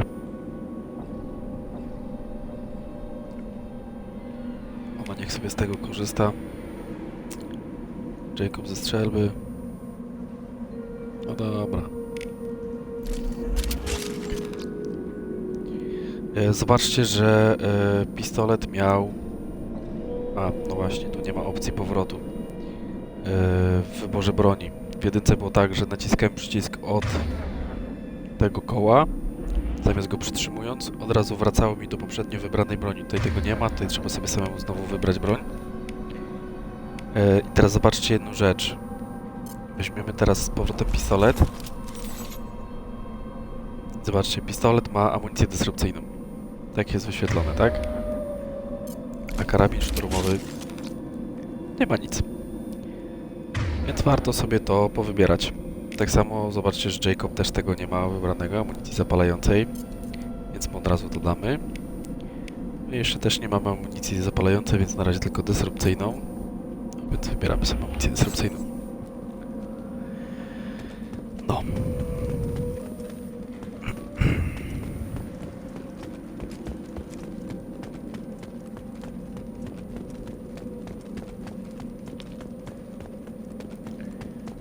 I przygodę czas zacząć.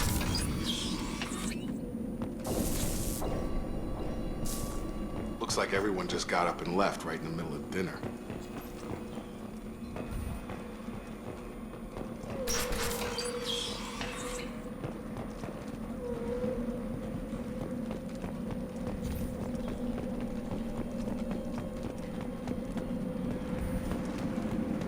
Strange. No bodies, no structural damage, and no signs of battle.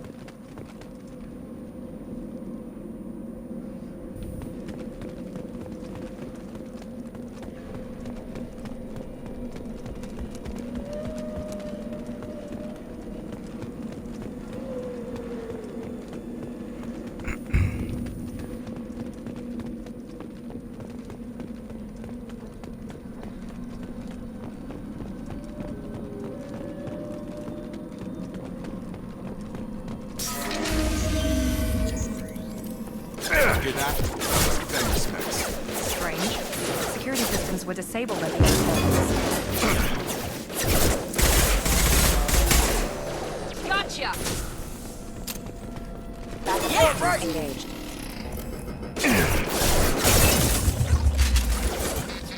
Shoot him before they take out the shield. No. I tak to wygląda, jak się człowiek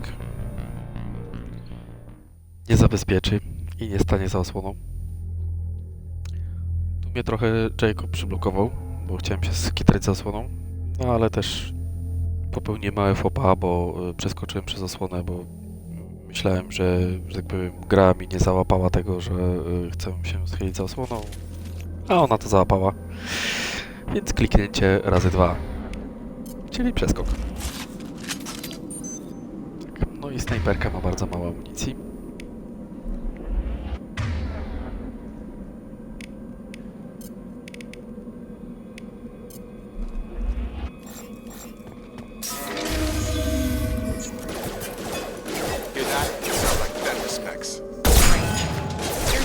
Disabled at the other colonies.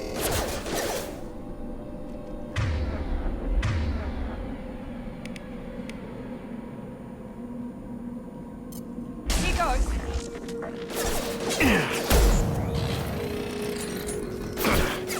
Charge him up! Shoot them before they take out.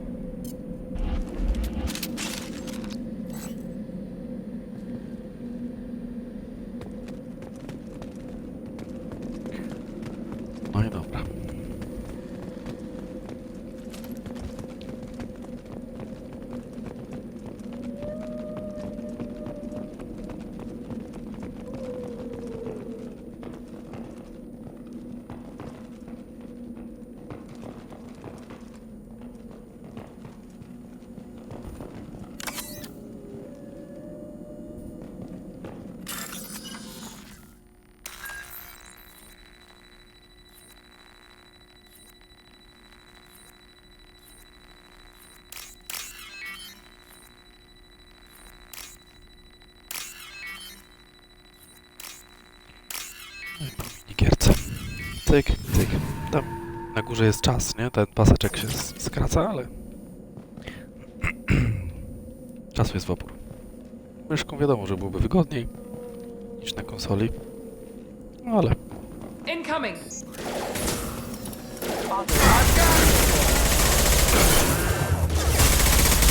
Hostile force hit out.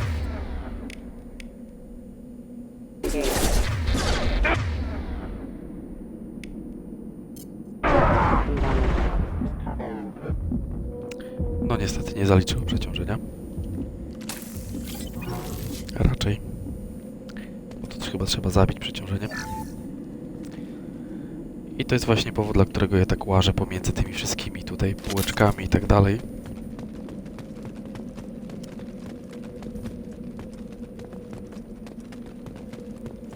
Bo nigdy nie wiesz, gdzie się znajdą akurat jakieś właśnie kredyty albo jakiś materiał. Stop right there! Praza, you said you'd let me handle this. Wait, Shepherd?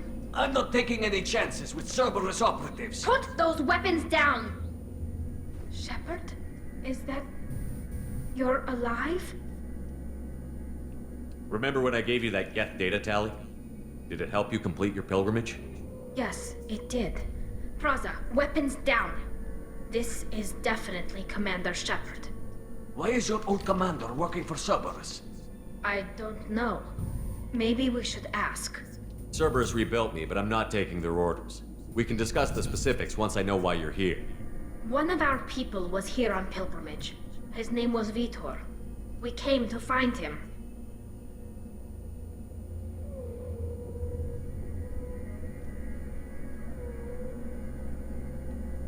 Isn't that a little strange? A Quarian visiting a remote human colony? Quarians can choose where they go on pilgrimage. Vitor liked the idea of helping a small settlement. He was always nervous in crowds.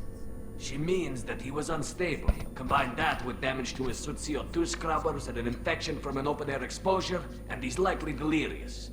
When he saw us landing, he hid in a warehouse on the far side of town. We suspect he also programmed the mechs to attack anything that moved. Vitor's the only one who can tell us what happened here. We should work together to find him. Good idea. You'll need 2 teams to get past the drones anyway. Now we're working with Cerberus? No, Praza, you're working for me. If you can't follow orders, go wait on the ship. Head for the warehouse through the center of the colony. We'll circle around the far side and draw off some of the drones to clear you a path. Your people really don't like Cerberus. What did I miss? They killed our people, infiltrated our flotilla, and tried to blow up one of our ships. That's not how I'd have explained it exactly. It was nothing personal. We can argue over who killed who later. Right now, we've got a job to do. Agreed. We work together to get to Vitor. Make sure to keep in radio contact. Will do. Good luck, Shepherd. Whatever happens, it's good to have you back.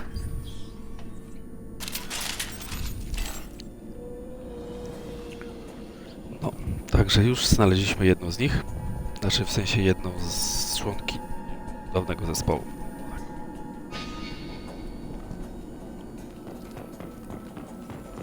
Be careful, Shepherd. There's a squad of security drones up ahead. Thanks for the warning. We'll take care of them.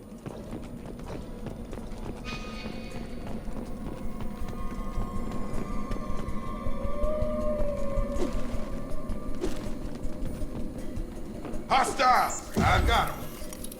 Firing.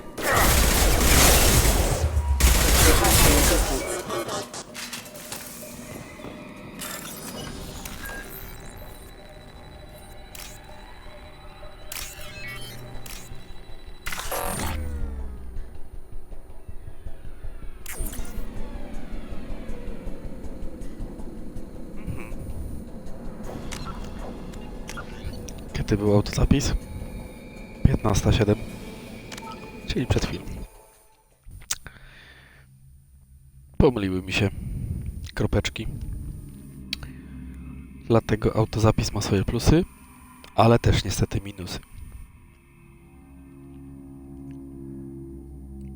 Bo czasami robię autozapis zaraz po jakiejś sytuacji i potem się już nie można cofnąć.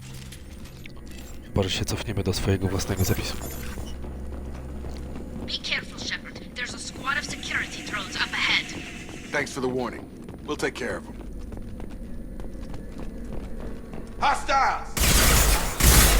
Here goes.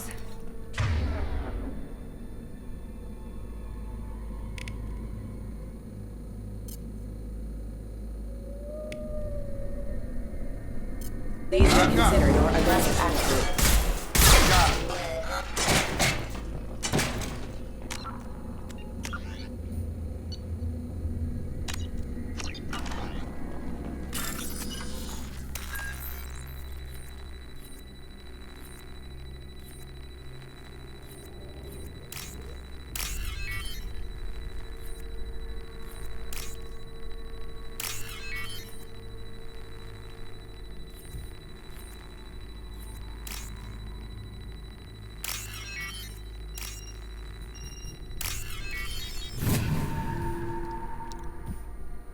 Bez kitu. Na padzie się to robi dużo wolniej jednak niż na komputerze. Przy pomocy myszki. No, damy radę. Use overload on No, one akurat mają same tarcze. Ale jest wiele takich, które mają nie tylko tarcze.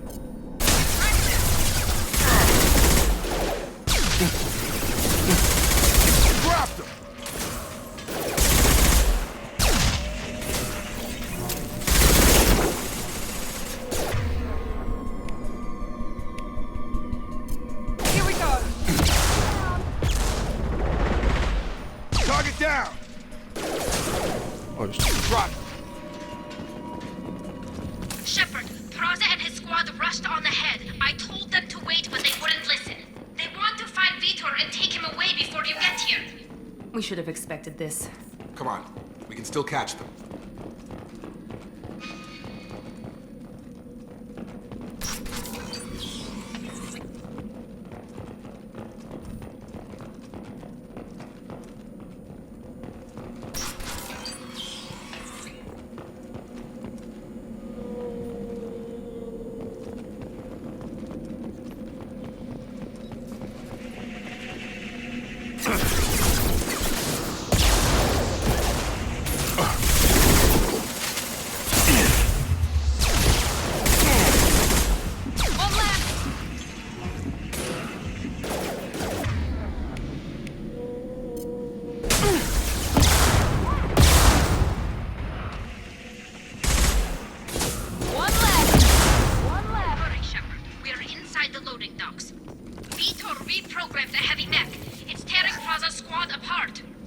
They did want to get to Vitor first. Get your squad into cover and I'll open the loading bay doors. We'll take cover by the doors. Shepard, you take point.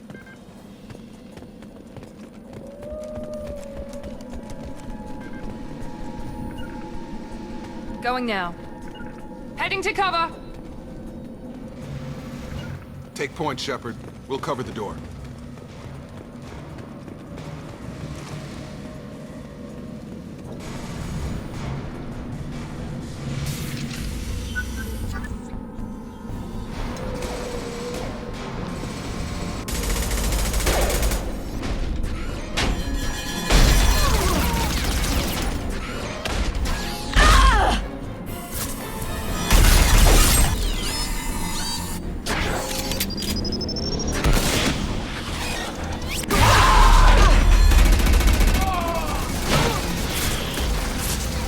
Got heavy armor plated. Those Quarians never stood a chance. This is gonna be one tough son of a bitch to take down. Defense systems active. Overlord will take out the shield. No i właśnie, to jest przykład takiego przeciwnika, który ma tarczę. Musimy najpierw zniszczyć mu tarczę, dopiero potem pancerz, który jest na żółto pod spodem, a dopiero potem będzie można go zniszczyć mu życie. Pancerz i tarczę się odnawia. Oczywiście nie dopuścimy do tego, żeby się odnowiło, ale no, zasadność jest.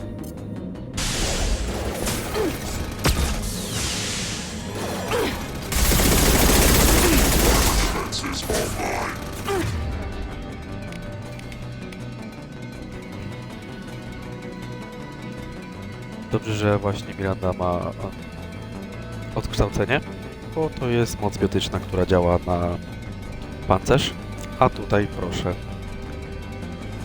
przeciążenie, cel chroniony przez pancerz, czyli że nie pomoże. Od razu po prostu informuję. Tak samo.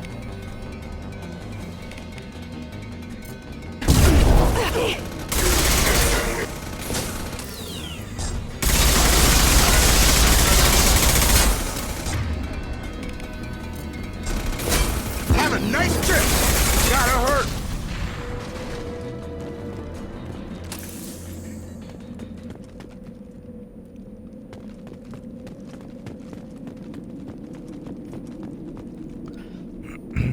Z tego co pamiętam, to z reguły nawet szło mi dłużej ubicie tego pierwszego ciężkiego mecha.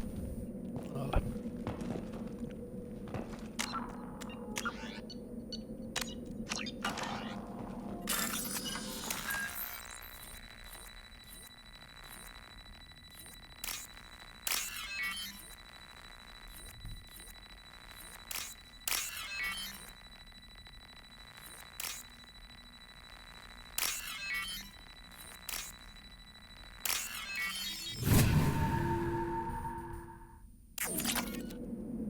Oj, te pieniążki wjechały.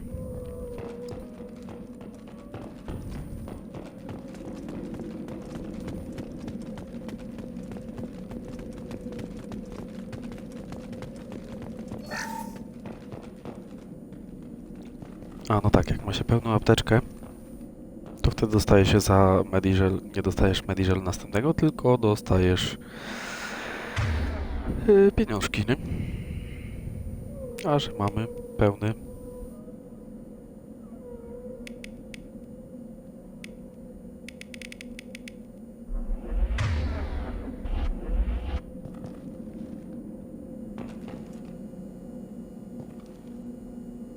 This is your chance to go find Vitor while I tend to the wounded, Shepard.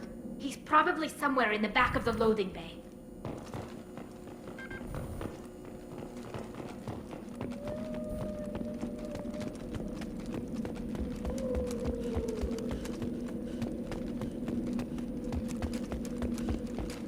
No dobra, to byliśmy.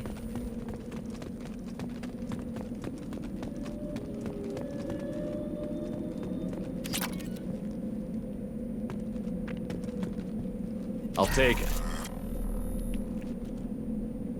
Dlatego też warto skanować. Takie różne rzeczy można znaleźć. Bo broń można upgrade'ować.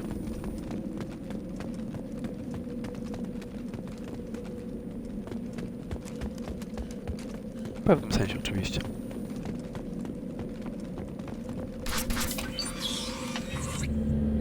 Monsters coming back. Mechs will protect. Safe from swarms. Have to hide. No monsters. No swarms. No, no, no, no, no. Vitor? No Vitor. Not here. Swarms can't find. Monsters coming. Have to hide. Nobody's gonna hurt you anymore. I don't think he can hear you, Commander.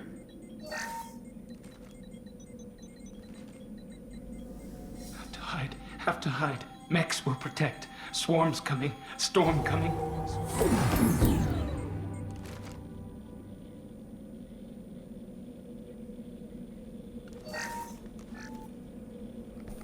Czasami się pojawia taka właśnie akcja, ale to trzeba w odpowiednim czasie kliknąć, nie? Who didn't find us? The monsters. The swarms. They took everyone. We're not survivors, Vitor. We just got here. You don't know.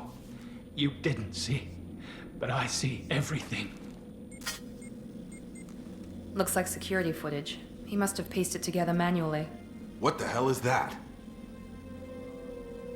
My god. I think it's a collector. Is that some kind of alien? They're a species from somewhere beyond the Omega-4 relay. Only a few people have ever seen one in person. They usually work through intermediaries, like slavers or hired mercenaries. If they're involved with the Reapers somehow, it could explain what happened to the colonies. The Collectors have advanced technology.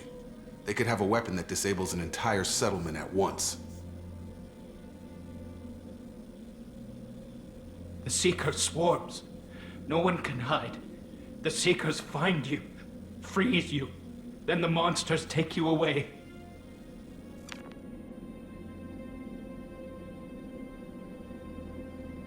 Why didn't the collectors take you?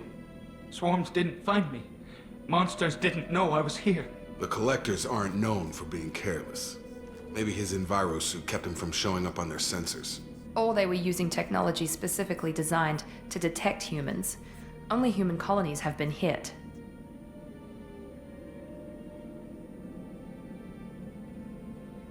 Tell me more about these swarms. It's how they find you.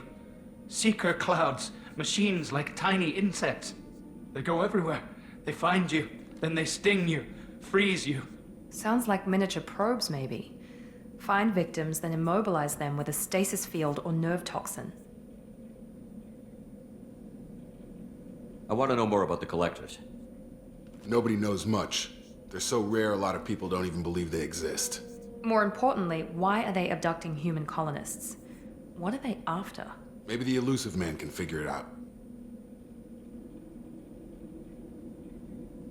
What happened next? The monsters took the people onto the ship, and then they left. The ship flew away. But they'll be back for me. No one escapes. I think that's probably all we're getting out of him, Commander. We appreciate what you told us. You were very helpful. I studied them. The monsters. The swarms. I recorded them with my Omni tool. Lots of readings.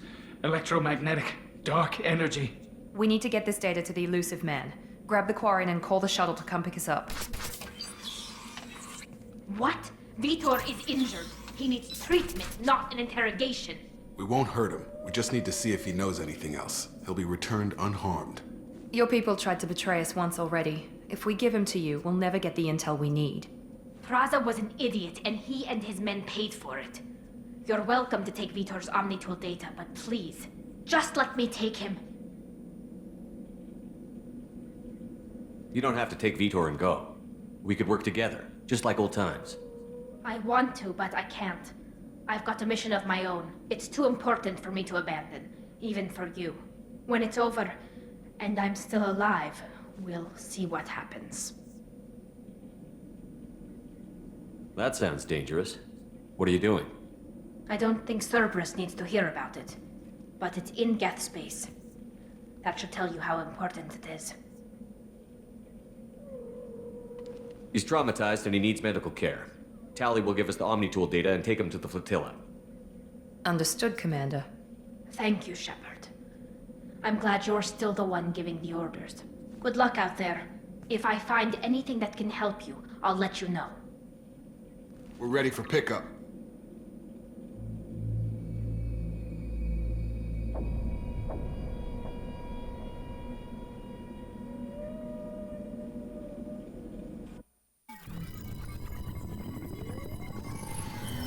Shepard, good work on Freedom's progress. The Quarians forwarded their findings from Vitor's debriefing. No new data, but it's a surprising olive branch given our history. You and I have different methods, but I can't argue with your results.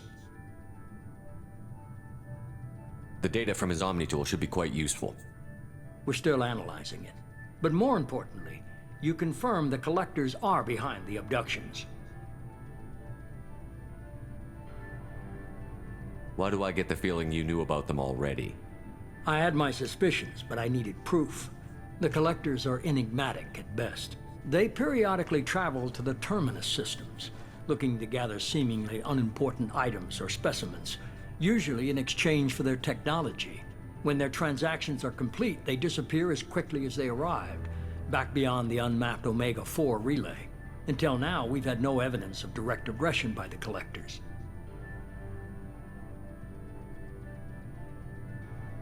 Why is the Omega-4 relay unmapped? What do we know about it? Only that no ship passing through it has ever returned. Our best guess is that the relay reacts differently to collector vessels, allowing them safe passage. If they can manipulate relays, that's just further evidence of the connection with the Reapers. Any ideas on why they've shifted their focus to humans? If they're agents for the Reapers, it could be any number of reasons. Obviously, humanity played a huge role in Sovereign's destruction. That might have been enough to draw their attention. What really concerns me is why they bother abducting the colonists. Once the humans are paralyzed, why not just kill them? What are the collectors getting from these deals? The collectors aren't very forthcoming about their motives. Generally, they seek out species with rare genetic mutations or abnormalities. They pay slavers and merc groups exorbitant sums to obtain these specimens, and then they leave. But they've never targeted a single species before, and the previous sample sizes were in the dozens, not the tens of thousands. You're holding something back. How do you know the Reapers are involved? The patterns are there, buried in the data. The Council and the Alliance want to believe the Reaper threat died with Sovereign. You and I know better. I won't wait until the Reapers are on the march. We need to take the fight to them. If this is a war, I'll need an army. Or a really good team. I've already compiled a list of soldiers, scientists, and mercenaries. You'll get dossiers on the best of them. Finding them and convincing them to work with you could be challenging, but you're a natural leader. I'll continue to track the collectors. When they make their next appearance, I'll notify you and your team. Be ready. Keep your list. I want people I trust. The ones who helped me stop Saren and the Geth. That was 2 years ago, Commander. Most of them have moved on, or their allegiances have changed. Where's Caden Olenko? He's still with the Alliance. Promoted, I believe. His file is surprisingly well classified. Where's Erdnot Rex? He returned to Chichanka, and he hasn't gone off-world in over a year. He's trying to unite the Krogan clans. What about Tali? She already helped us on Freedom's Progress. That was unexpected. I need more intel before I'll commit to that. Where's Garrus Vicarian? The Turian disappeared a few months after you were declared dead. Even we haven't been able to locate him. Where's Liara Tassoni? She's on Ilium. My sources say that she's working for the Shadow Broker. If so, she can't be trusted. Okay, I get it. They're not available. You're a leader, Shepard. You'll get who you need. I'm still a Spectre. Maybe I can get the Council to help us out. If you think you can convince them, by all means. Just remember, you've been gone a long time. Things have changed. You worry about the collectors. I'll make sure my team's ready. Good. 2 things before you go. First, head to Omega and find Morden Solus. He's a brilliant Solarian scientist. Our intelligence suggests he may know how to counteract the Collector's paralyzing Seeker swarms. I haven't even started and you're telling me what to do? I'm giving you direction. What you do with it is up to you. I'm sure you'll make the right decision. All right. What's the other thing? I found a pilot I think you might like. I hear he's one of the best. Someone you can trust.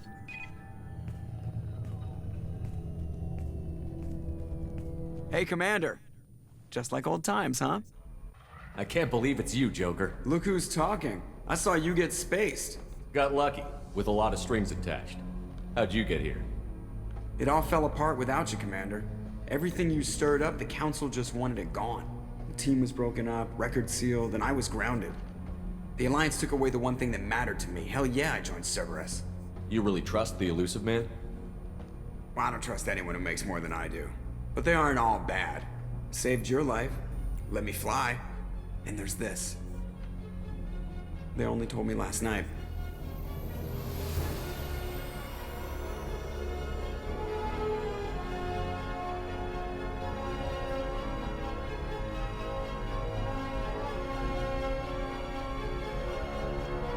Da da da da.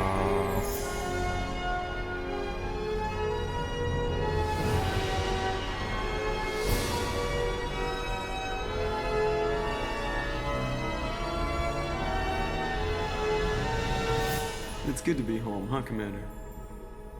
I guess we'll have to give her a name.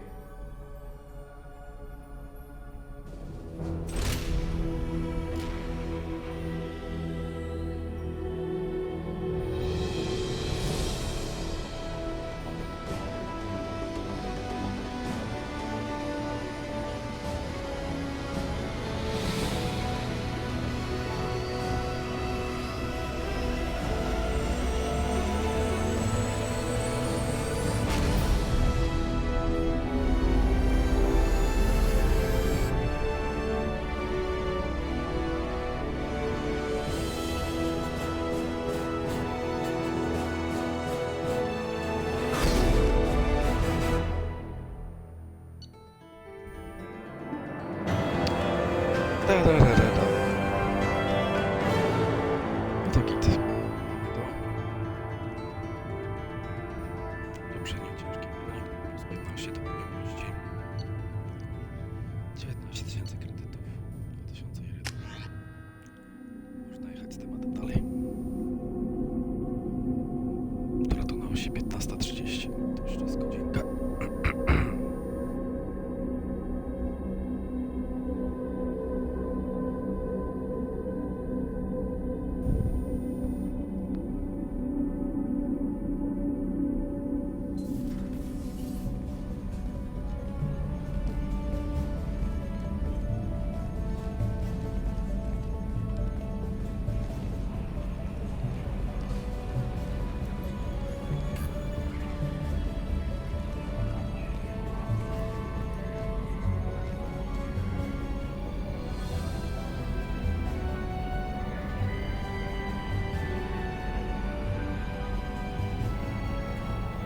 Welcome aboard the New Normandy, Commander. I've been looking over the dossiers. I'd strongly recommend starting by acquiring Morden Solus, the Solarian professor on Omega. We know the Collectors use some type of advanced technology to immobilize their victims. We'll need him to develop a countermeasure to protect us. Without that countermeasure, we'll be helpless if we ever run into the Collectors. Acquiring Professor Solus seems like the most logical place to start. Who are you? I am the Normandy's artificial intelligence. The crew like to refer to me as Edie. Helmsmen aren't happy when someone takes control of a ship away from them. Especially Joker. I do not helm the ship. Mr. Moreau's talents will not go to waste. During combat, I operate the electronic warfare and cyber warfare suites. Beyond that, I cannot interface with the ship's systems. I observe and offer analysis and advice. Nothing more. I'm guessing it takes more than just the three of us plus Joker to fly this ship. The Normandy has a full crew. They're at their stations awaiting your orders. Final preparations for takeoff are complete, Commander. When you're ready to go, just pick a destination from the galaxy map in the CIC and I'll plot a course. Jacob and I should return to our posts. Come find us if you have any questions.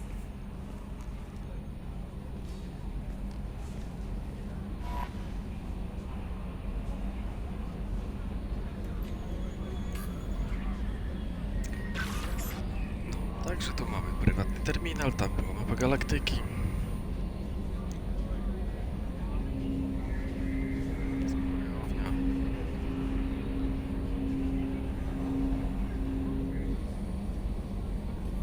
CIC, czyli tak jak było po polsku CIB. Command Information Center. No i jest kajuta kapitańska.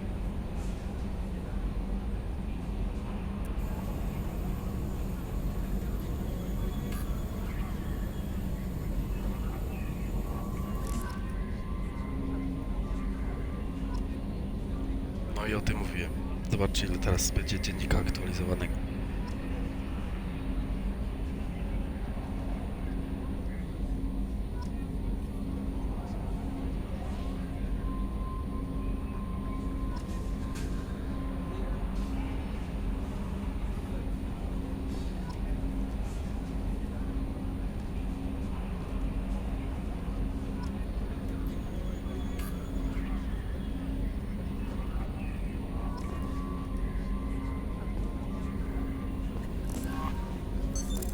What's this area of the ship?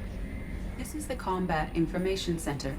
Here, the crew receives sensor data and coordinates gunnery and damage control efforts. While Normandy is flown from the bridge, during combat, the commanding officer issues orders from the CIC. Welcome aboard, Commander. I'm Yeoman Kelly Chambers. I've been assigned as your administrative assistant. I'll manage your messages and help you monitor the crew. And I must say, it's such an honor to work under you, Commander Shepherd. I'm glad to have you on the team, Miss Chambers. Please, call me Kelly. Okay, Kelly. Anything else? Do you have a moment to talk? I always have time for you, Commander. What are your responsibilities? I'll keep you notified of any messages or appointments you might have. If any of the crew has important business to discuss, I'll make sure you know. Isn't that the type of task better suited for a VI? Yes, but being your yeoman is just my official role. Unofficially, I observe the crew. Everyone knows how risky our mission is. Many of us may not be coming back. That's a lot of pressure. I have a degree in psychology. I'm good at sensing when people are overly taxed. You make sure the crew's mental health is sound? Yes. I look for warning signs. I listen. It's not a full-time job, and it's most effective when done informally. We're lucky to have someone with your skills, Kelly. Thank you, Shepard. What else would you like to know? This organization has a dark reputation. Not at all. Our methods can be harsh, but Cerberus, we look out for human interests. Advance human technology, save human lives. They're good goals. It sounds like Cerberus wants to dominate all aliens and put humankind on top. Cerberus looks out for humanity, but that doesn't mean we hate aliens. My sister started a dog shelter, but she loved cats too. I love humanity. I also love Asari, Quarian, Turian, Solarian, Hanar. That isn't in conflict with Cerberus ideals. That's a very positive attitude. What can I say? I'm a people person. Anything else you'd like to talk about? How do you feel about being assigned to the Normandy? I was handpicked by the Elusive Man to help fight the greatest threat known to human. How do I feel? But mostly I feel encouraged. Under your leadership, we can't fail. Don't worry. We'll defeat the Collectors. I trust you implicitly. The moment I met you, I knew I could close my eyes, fall back, and you'd be there. Your trust is well placed, Kelly. I knew it would be. Thank you, Shepard. Anything else you'd like to talk about? I better go. Okay. Maybe we'll talk later. Ledwo to człowiek wszedł, ale już film. Już film.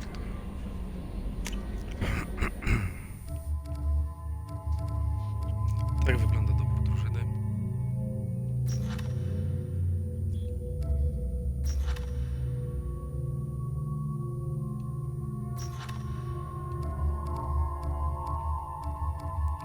Jeszcze tego nie ma, więc dlatego tak przeskakuję. O, nie będziemy tego pokazywać, bo to bez sensu. Dobrze, nie trzeba się przejść, przeczytać wiadomości. Tego będzie dużo.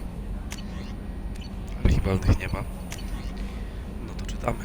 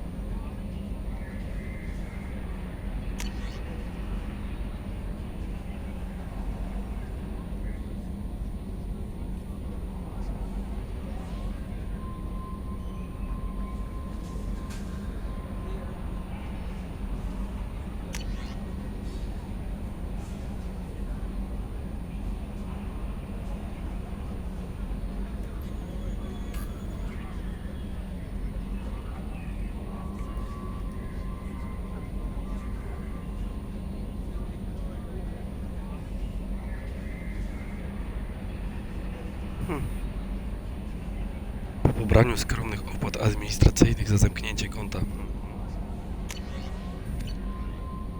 Cwaniaczki.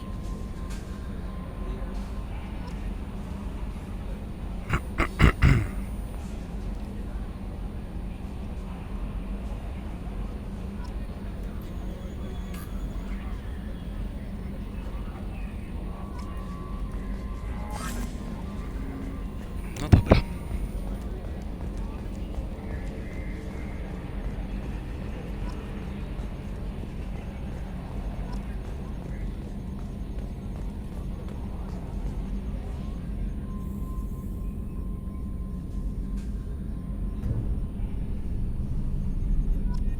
Trimming compensators, decimal 1-2. Can you believe this, Commander? It's my baby! Better than new. It fits me like a glove! And leather seats! Military may set the hardware standard, but on a first-gen frigate they could care less if the seats breathe. Civilian sector comfort by design. The reproduction is not intended to be perfect, Mr. Moreau. Seamless improvements were made. And there's the downside. I liked the Normandy when she was beautiful and quiet. Now she's got this thing I don't want to talk about. It's like ship cancer. Nowotwór statku. I don't trust them. We still need to move ahead, but it's all too convenient. Maybe you're right. I guess it's hard to argue when they install an AI to spy on us. We're staying though, right? I mean, the seat is real leather. Good to see you're keeping it all in perspective, Joker. Leather?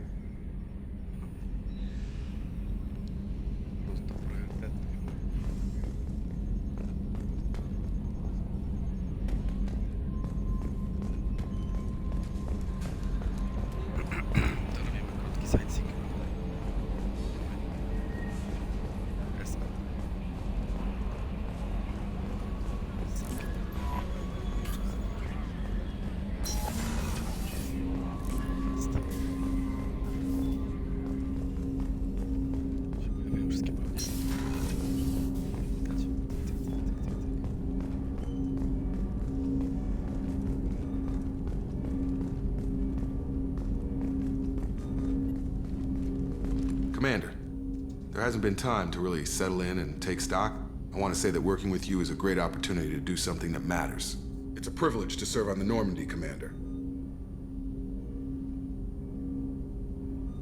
You may change your tune if we end up like the original Normandy. Maybe. As long as the elusive man walks his talk.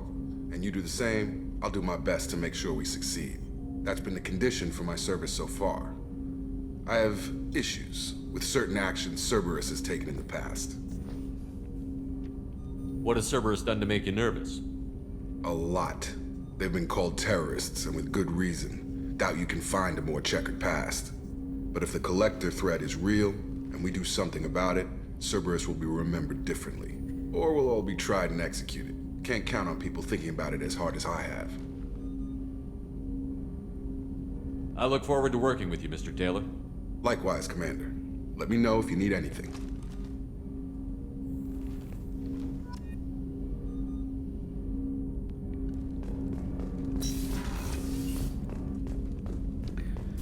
W dwójce jest duży nacisk na dialogi.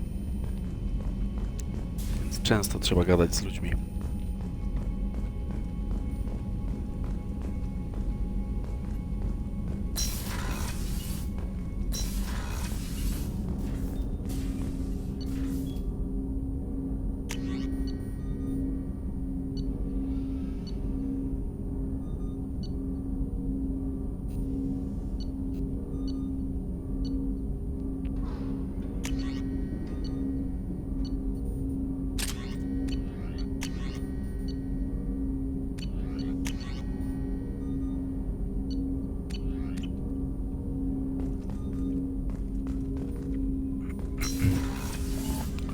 Na razie podstawową broń, więc nie ma co dobierać. No i dobra, taki smaczek, że zobaczcie, jesteśmy na... są takie 4 prostokąciki i drugi od góry jest zielony. I tak faktycznie jest. I ta animacja na ładowanie też jest prawdziwa. Pokazywała, że winda jedzie w górę. Do kajuty kapitańskiej. A tu mamy, proszę, akwarium bez rybek. Terminal osobisty, ten sam co ten tam na dole, przy mapie. Zdjęcie Liary, bo z nią mieliśmy wątek romantyczny w jedynce. O, i tu właśnie można przeglądać osiągnięcia.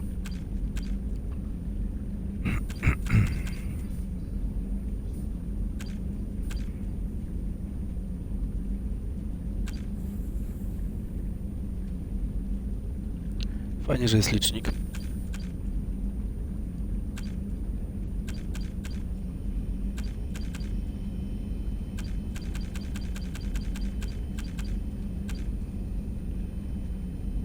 To leksykon, to wiadomo. Jakoś to będzie. Dowolną moc, to wiadomo. Całkowicie rozwiń broń, to też wiadomo. To wszystko też jest kwestia, że nie mamy jeszcze wszystkiego odblokowanego w grze, bo nie mamy niektórych ludzi, którzy są niezbędni do tego. O, tu specjalizacja w ukształcaniu. Odkształć bariery 25 wrogów. Chodzi o to, że trzeba odkształcić całą barierę, cały ten pasek. Bariery są na fioletowo. Tu już jest co innego, bo tu chodzi o trafienie celów kombinacją różnych mocy biotycznych. Czyli jak mam dwóch biotyków ze sobą, to jeden na przykład przeciążeniem, drugi, nie wiem, przyciągnięciem. W tym kontekście. No, tu jest przyciążenie, tak? Trzeba przeciążyć tarczę całkowicie.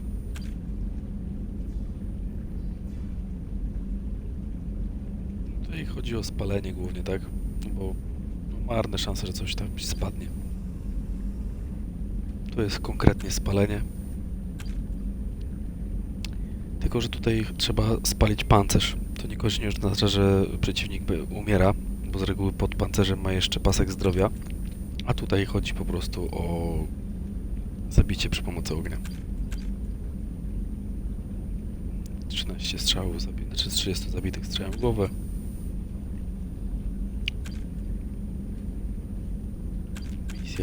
Medale za misje lojalnościowe.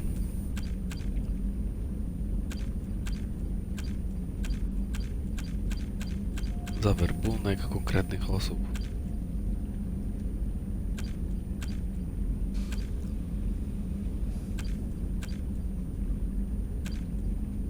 No i tyle. Tu też kolejny smaczek taki. Taka jest półeczka. Już nie można tego w żaden sposób kliknąć, żeby sobie przybliżyć, a szkoda.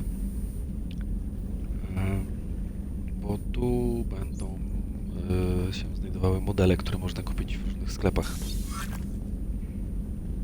A tu jest łazienka.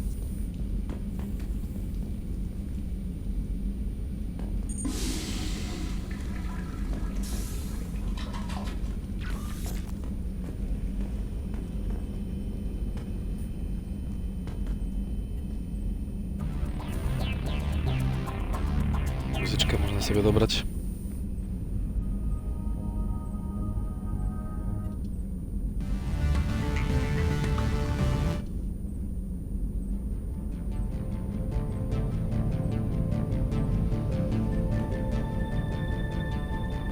No jest szafeczka na pancerze. I teraz weźmiemy to z hełmem.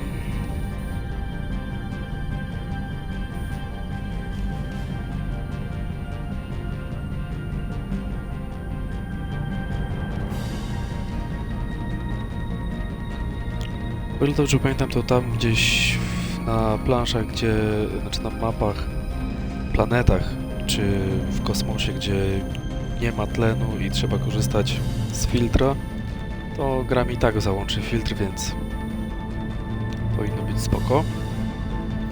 No to resztę to już widzieliśmy, więc to zostaje. Strój swobodny zostaje. Także tak na tą chwilę wygląda kajuta kapitańska. Widzicie, jest kwadracik teraz, czy prostokącik jest na samej górze. Więc więc jedziemy sobie na trójeczkę. Plusem jest to, jak zobaczycie, członkowie oddziału. Brak, tak? Ale na przykład tutaj, pokład drugi, Centrum Informacji Bojowych, członkowie oddziału, Jacob Taylor. Niby nic, ale naprawdę, jak musimy łazić pomiędzy piętrami i szukać konkretnych osób, no to fajnie jest, że jest winda, znaczy, że przy windzie jest konkretna informacja, kto gdzie jest. No i zobaczcie, teraz z samej góry jedziemy drugie i trzecie.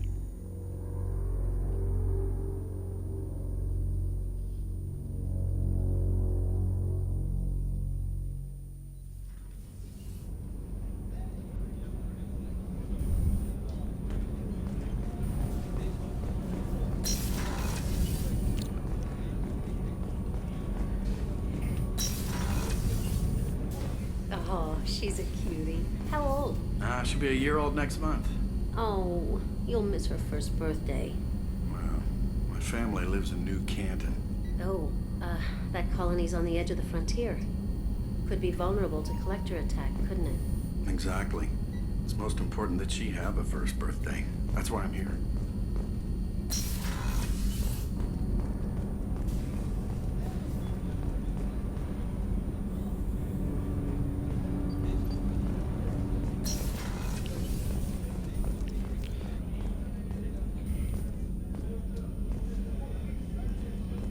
Chef surprise again? Come on, Rupert. I'm sorry, Princess. Filet mignon and caviar coming right up. Let me just get out my doilies. That'd be real nice, Mr. Gardner. Commander Shepard, the hero of the Citadel. You did humanity proud that day. Miss Sergeant Rupert Gardner here. How can I be of service? You have everything you need. I make do. But have you ever tried to prepare a decent meal with military provisions? I'm good, but I'm no miracle worker. Taking down the collectors is going to be rough business. The crew deserves a few fine meals before they throw themselves into the fire. What do you need? If I had some quality ingredients... Oh, shit. You've got more to worry about than grocery shopping on the Citadel. Forget I mentioned it. If I head that way, I'll keep an eye out. Much appreciated. Most of this list is probably standard fare for those namby-pambies on the Citadel. Anything else you'd like to talk about? What do you do here on the Normandy? What don't I do? Most think of me as the ship's cook, but I'm also the facilities technician and custodian. HVAC, plumbing, non-mission critical electrical. I make sure they're all clean and running. So the man cleaning the toilets is also preparing the meals. I wash my hands. Most of the time. This ain't no luxury liner. You have to pull your own weight in a Cerberus vessel, and I catch what falls through the cracks. Through the cracks. How do you feel about working for Cerberus? Damn proud. Cerberus gets the job done. The Alliance and Council have got their heads buried so deep up their butt puckers they can't see squat. It'll take good old human ingenuity to crush these collector vermin. Only Cerberus knows that. How did you find your way into Cerberus? Can you believe I was once a family man, working the EZO rigs along the frontier? I was happy enough, but losing everything to Batarian raiders can change your outlook. I needed to make a difference. I'm no soldier, but I've got skills, and Cerberus keeps an eye out for talent. I'll do whatever it takes to help. Be that plumbing a sewer, routing an air duct, or keeping everyone's bellies full. I won't take any more of your time. Back to work.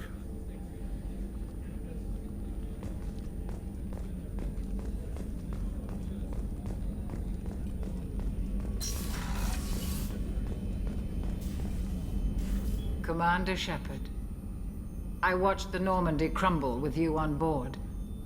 It's good to see you alive. Nice to see a familiar face, Doctor. I feel the same. I wish more of the original crew could be here. The kind of trauma you endured would have changed most people. But not you, I see. Welcome back, Shepard. Do you have everything you need? I believe so. This medical bay seems very much like the sick bay on the original Normandy. Only thing missing are my private reserves. I even had a bottle of Ceres Ice brandy that I was saving for a special occasion. I'll keep an eye out for a replacement bottle.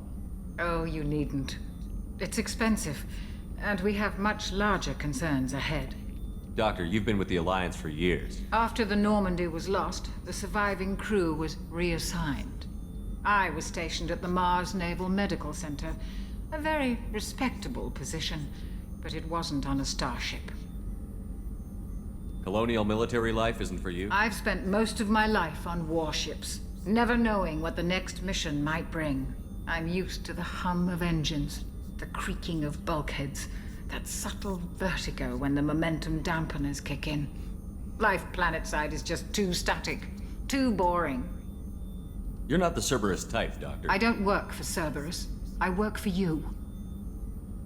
On a mission that may be crucial. I have faith that your dealings with Cerberus will be ethical. I trust you, Commander. There's a very good chance this mission will be a one-way trip. Are you prepared for that?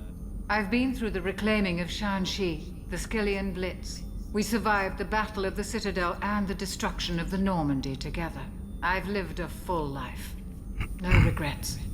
I'd like to make sure the crew gets the same opportunity.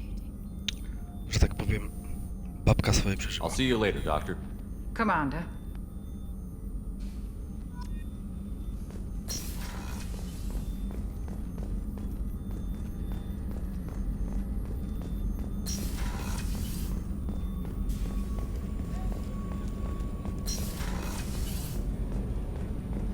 Jeszcze podejdziemy do Grandy.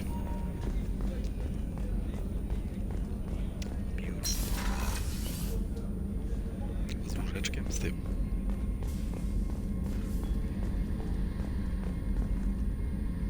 Wątek romantyczny można na tym łóżku odbyć.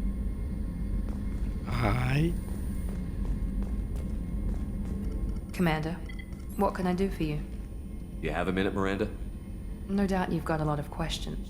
Cerberus isn't as evil as most people believe.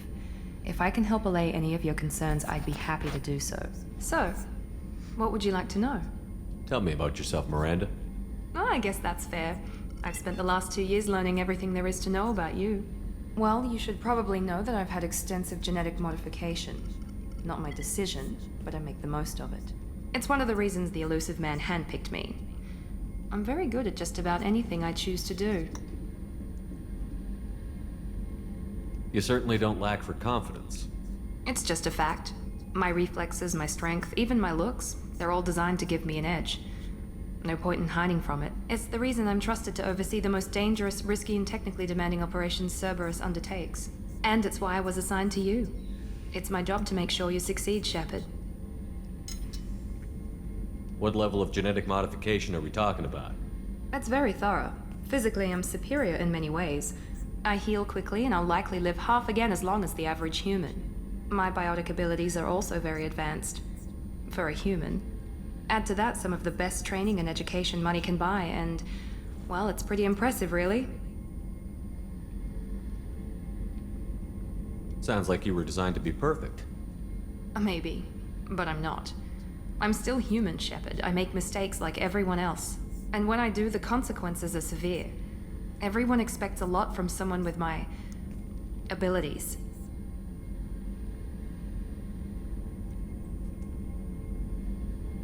Thanks for the information, Miranda. I'll talk to you later. Of course, Commander. Whatever you need.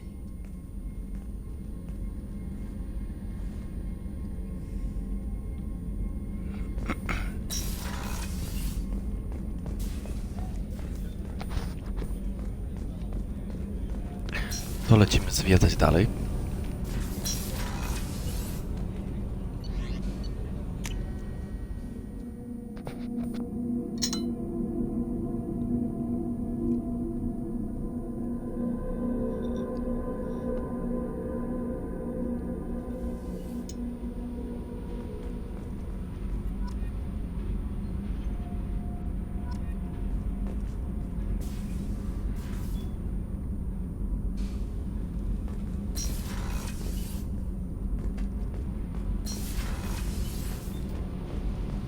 You came all the way down here to see us?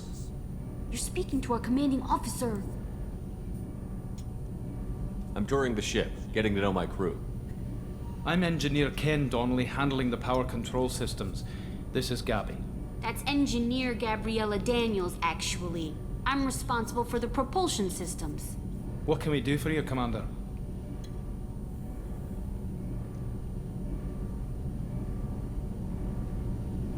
Are you set up okay down here? We can't complain. I just wish it didn't take so long to calibrate the FBA arrays. Kenneth, you're complaining. What kind of problems are you having? When they upgraded the Normandy design, they got a bit sloppy with the FBA couplings. I won't bore you with the tech, but there is an array of attenuators in the primary power transfer system that channels the field bleed. Kenneth, you're boring the commander with tech. In short, if we had T6 FBA couplings installed, it'd save us a lot of maintenance time each day. Fajnie, że dobrali tak właśnie co niektórych ludzi, jak na przykład Tali jest głosem takim mocno wschodnim. Inżynier Connell jest typowym Irlandczykiem na 100%. Why isn't something like that already installed? It's probably just a design oversight. Efficiency isn't affected. It's a maintenance issue. Also, the T6 model can be hard to find. Nash and Stellar Dynamics discontinued them. We could probably find used ones in the Omega markets, but we have no time for shore leave. Where did you receive your training? Both Gabby and I started in the Alliance, serving on the SSV Perugia. She flew in the first wave at the Battle of the Citadel. We saw Sovereign firsthand. Why did you leave the Perugia? After you died, Anderson lost political clout. The Council backslid on the Reaper menace. They discounted Sovereign as an isolated threat, as a single... Which was bullshit. They said your warnings of a greater danger were mistaken or delusional. We lost respect for Alliance leadership. We need to fight the real enemy, and only Cerberus seem to be doing that. How did you wind up with Cerberus, Ken?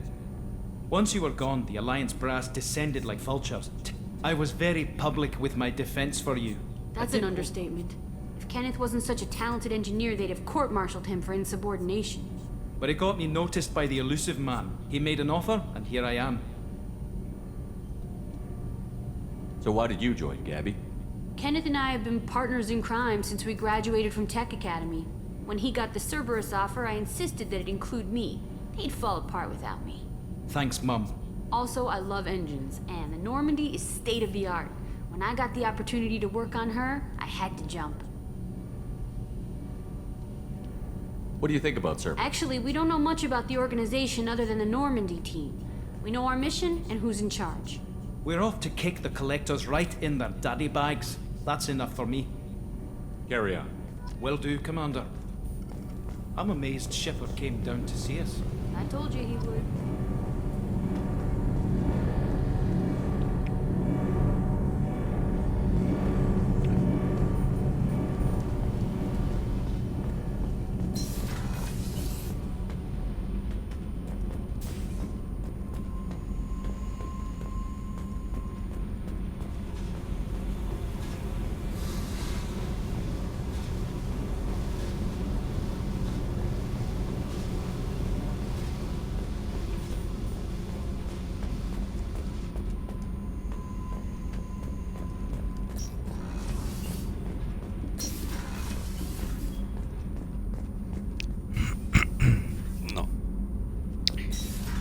To zwiedziliśmy wszystko. Można wracać do pracy, że tak powiem.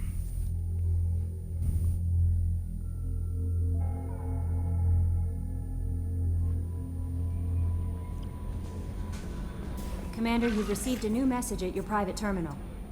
No tak będzie zawsze, jak ktoś się pojawi. Tylko, że czasami się myli.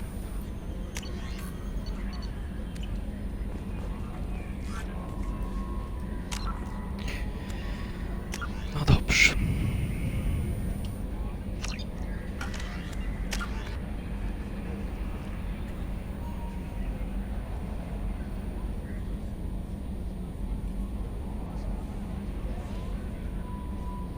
Weźmy sobie po jeden. A potem będziemy zbierać.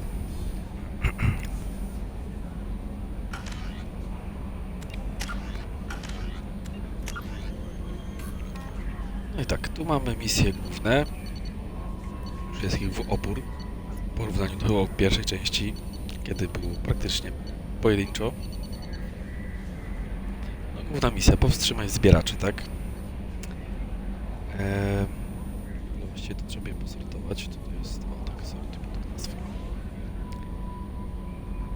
Powstrzymaj zbieraczy. To jest taka misja, no, oś całej gry tak naprawdę, tak? Zbierz ekipę. Wiadomo. I teraz tak. Archanioł. Kasumigo to mistrzyni złodziejstwa. Solus, ekspert od broni biologicznej. To jest ten, którego nam Człowiek Iluzja zaproponował na samym starcie i to, co Miranda też potwierdziła, że warto by go ściągnąć, bo żeby popracował nad tymi rojami, żeby nas nie Skazaniec Jack, Wataszka, doktor Okir. To jest Kruganin. Zaid Masani to najemnik, to co było tam w wiadomości.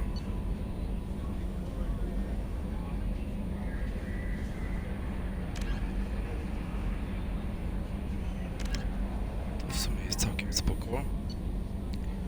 I teraz tak, zadania dodatkowe. To są wszystkie właśnie misje poboczne. Miejsce katastrofy Normandii. Tu jest projekt nadzorca, dodatkowa jakaś misja odnośnie z jakiejś stacji Cerberusa. Tak samo tutaj są niektóre misje związane z ludźmi z Normandii, tak jak jest na przykład Lodowa Blendy Series to Dr. Czakła, specjalne składniki to dla kucharza, dla tego bossmana, sprzęgi TUP są dla mechaników, no i projekt Hephaistos, no to jest okręt badawczy, czy to jest ta kwestia tych tam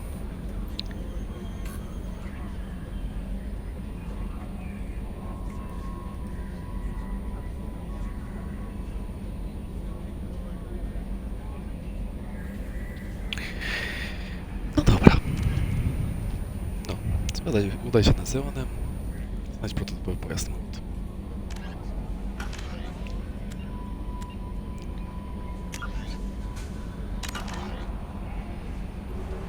No i jedziemy. Mapa galaktyki. Voila! Jest tego w opór, tak powiem. Przemieszczamy się Normandią.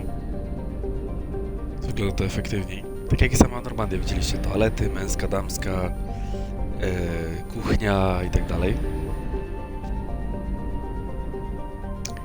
Druga kwestia, co jest dobre, to właśnie to, że wszystko jest w procentach. Zobaczcie, jesteśmy w bieżącym układzie. Nazywa się układ tu w lewej górnej części ekranu. Układ Sahrabarik. I pod spodem 40%.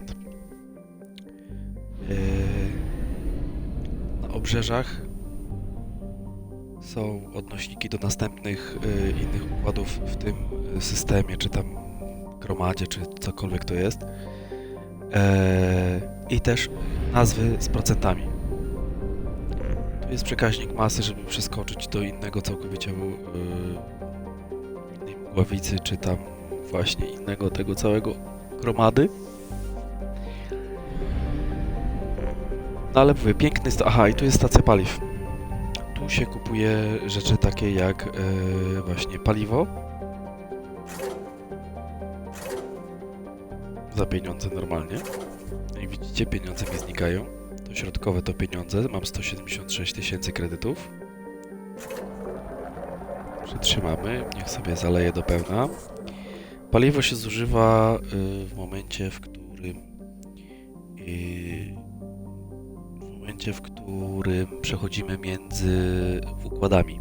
Czyli tak jak tutaj na przykład z tego Sahrabarik pójdziemy do Amada, to żeby dolecieć do Amata, spalimy paliwo. A oprócz tego jest jeszcze tutaj możliwość kupienia sąd.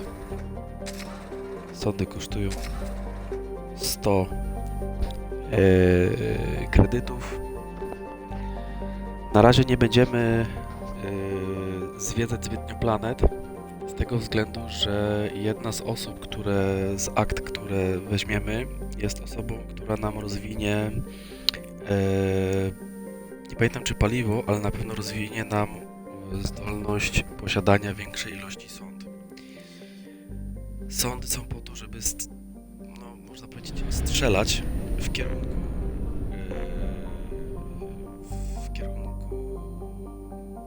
planet. No zresztą teraz wam pokażę. Rozpocznij skan. Skanujemy. I teraz tak. Wynik skanowania. Oni już mi pokazują, że złoża są średnie. Czyli za dużo tego tam nie ma. W prawym dolnym rogu pierwiastek 0, iryt, platyna i palat. Liczba sąd 30. I ten wykres pokazuje, którą konkretną... O właśnie, tak jak się podniosło przed chwilą, lekko gdzieś tutaj, tu się podniosło, znaczy, że znajdziemy trochę irytu. Ewentualnie troszeczkę jeszcze platyny. No tak, troszeczkę nawet na platynę. No i tak sobie robimy.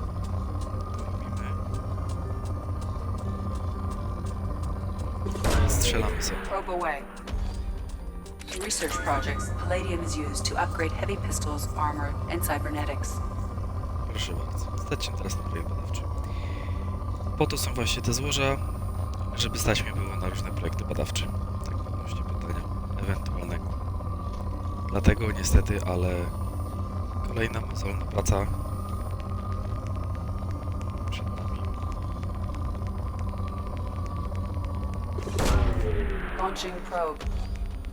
In research projects, iridium is used to upgrade heavy weapons, submachine guns, and assault rifles. Probe away.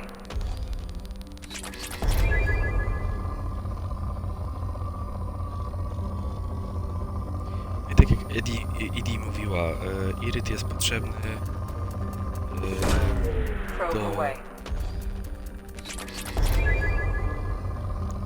Iryt jest potrzebny z reguły właśnie do upgrade'owania broni.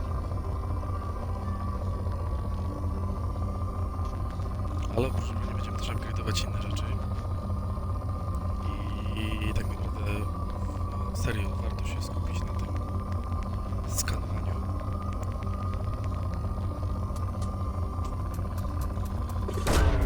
Launching probe. Jak są ubogie, to ja sobie odpuszczam od razu, tak? Bo ubogie złoża to znaczy, że no naprawdę musiałbym znaleźć gdzieś jakąś jedną grudkę, która spowoduje, że będzie koniec złóż. A, że tak powiem, nie chcę mi się w to bawić, a no, i tak tych złóż nie będzie nie wiadomo ile, żeby miał nie wiadomo co. Dobra, przelecimy sobie przez to. Tutaj raczej nic akurat nie będzie, bo to jest stacja.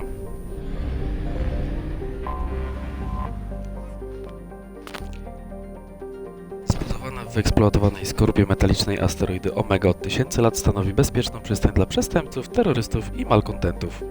Bywały okresy, w których stacja pustoszała na całe stulecia, a potem znów zaludniała się dzięki kolejnej fali szukających nowego życia wyrzutków. Oryginalny, elegancki projekt stacji zastąpiła chaotyczna rozbudowa przez zwalczające się wzajemnie grupy przedstawicieli wszystkich możliwych gatunków.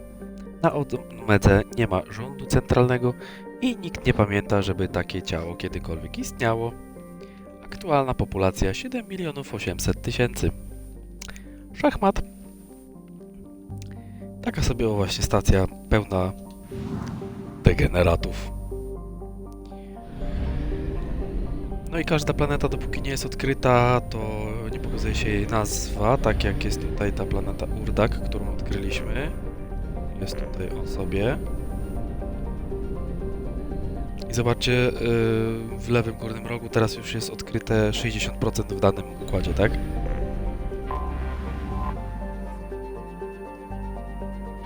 I tak. Gun. Probe away. In research projects, platinum is used to upgrade sniper rifles, shotguns, and medical equipment. Platyna do shotgunów, snajperki i medical equipment, a iryt do assault rifle, czyli karabinu, pistoletu i tego pistoletu maszynowego. Probe away.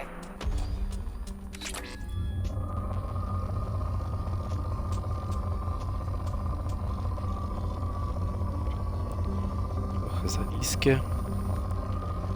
Szukamy czegoś lepszego. Czasami lepiej się skupić właśnie na tym, żeby znaleźć taki kilka dobrych, wysokich złóż. Coś w ten deseń. To jak na średnie złoża i tak jest sporo. Niż łapać się każdych jakichś tam takich lekkich, delikatnych małych słupków. Po prostu nie warto, tak? A pamiętamy, że limitowane są sądy, więc... Launching probe. I trzeba pamiętać, że czasami różnicą jest nawet kawałeczek. Zobaczcie, jaka jest różnica. Tu cyk cyk, a nagle tu cyk cyk. Probe launched. Łogie. Coś tam tyknęło, ale no jak widzicie nie dużo. To sobie zwiedzimy z tego względu, że tu mamy stację badawczą. A, to nawet chyba nic więcej nie ma. A nie, jest jeszcze jedna, bo przekaźnik masy. Przekaźniki masy są na orbitach, jak widać. Więc nie zdziwcie się, że nie widzicie planety, bo planety nie ma, bo na tej orbicie tutaj, o, na tej, jest przekaźnik masy.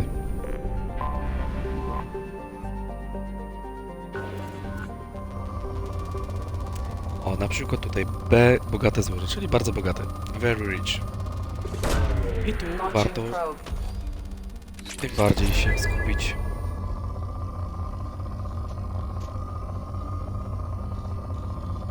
Zawsze tak sobie robię właśnie góra-dół, góra-dół. Przewijam tylko kawałeczek. I cyk, góra. Przestawiamy się. Tu. Góra. Jest odgłos i wibracja akurat na padzie, więc tutaj nie ma problemu. Ale sam dźwięk nawet wystarczy, że trzeba się strasznie skupiać na tych wykresach. Trzeba się skupić na tym, jak się przejeżdża tym tutaj celownikiem.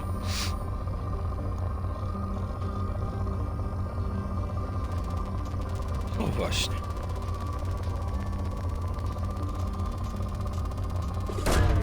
Probe away.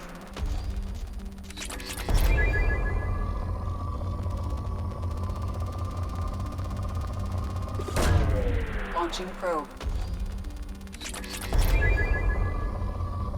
No i trzeba pamiętać, że jest cała planeta do zeskanowania, więc to, że nie możecie znaleźć czegoś na połowie planety, nie oznacza, że nie znajdziecie czegoś zaraz obok. Tak jak tutaj, 3 sądy, jedna obok drugiej. 3 wysokie słupki.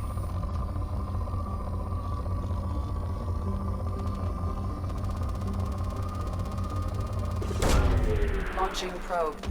Czasami jak znajdziecie słupek, też warto troszeczkę się poruszać wokół niego. Może się okazać, że po prostu jest jeszcze więcej, a niestety gra wam tego nie zaliczy.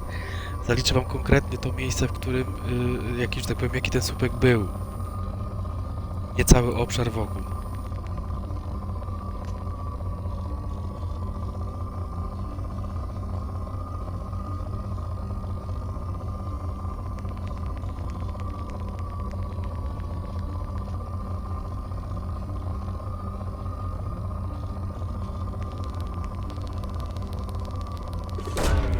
Probe away.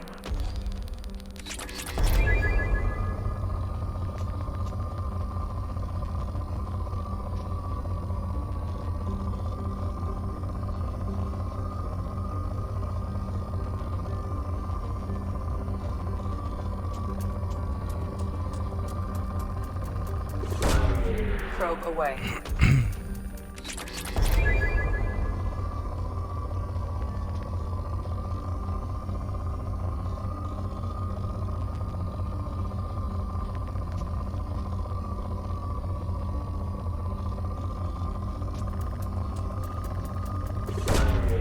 Launching probe. Są średnie złoża.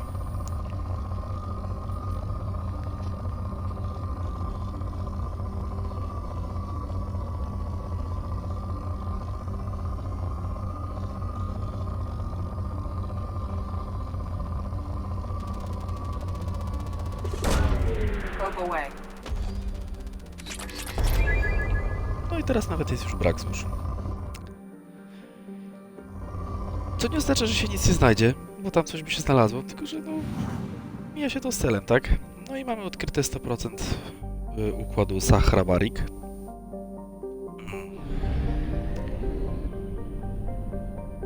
Prawda jest taka, że nie musimy lecieć nawet nigdzie indziej, ponieważ na Omedze mamy do zwerbowania 3 osoby, z czego jedną jest ten profesor, a profesor jest właśnie tym osobą, którą proponowali mi jako pierwszą, czyli Mordin Solus. Jak najbardziej jest to dość ważna osoba, dlatego że laboratorium odblokuje nam. Więc jak najbardziej dajemy dokuj.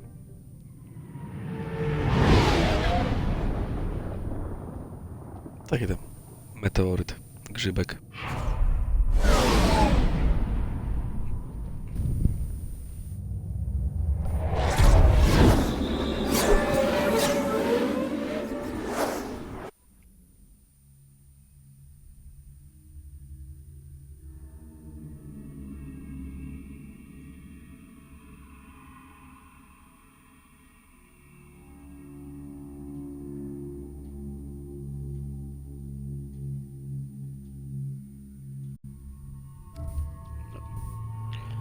Jak powiem, za dużego wyboru nie mamy. Akceptujemy.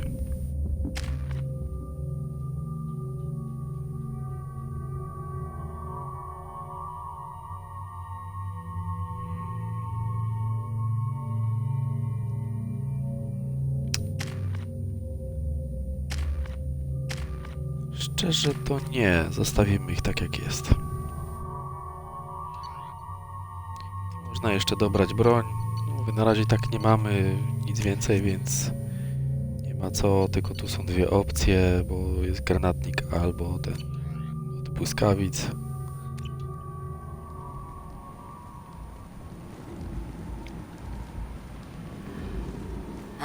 Welcome to Omega.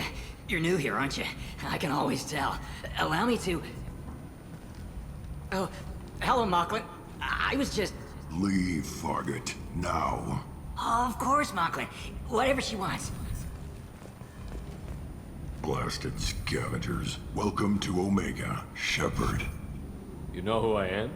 Of course. We had you tagged the moment you entered the Terminus systems. You're not as subtle as you think.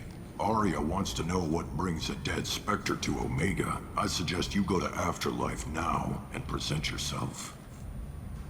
I'll talk to your boss when I'm damn well ready. Then you'd better get ready. No one keeps Arya waiting. Afterlife, now. I'm receiving quarantine warnings about the slums where Dr. Mordin Solus runs the clinic.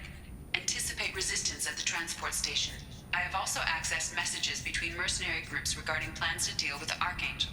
There's a recruiting station at Afterlife that may have information on him.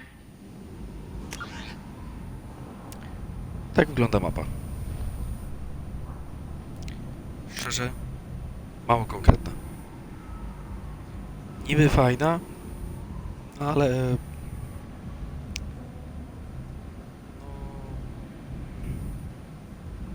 no nie do końca jest adekwatna do tego, jak wygląda. Znaczy, tak, to jest rzut z góry, jak wygląda ten tutaj level stacji Omega.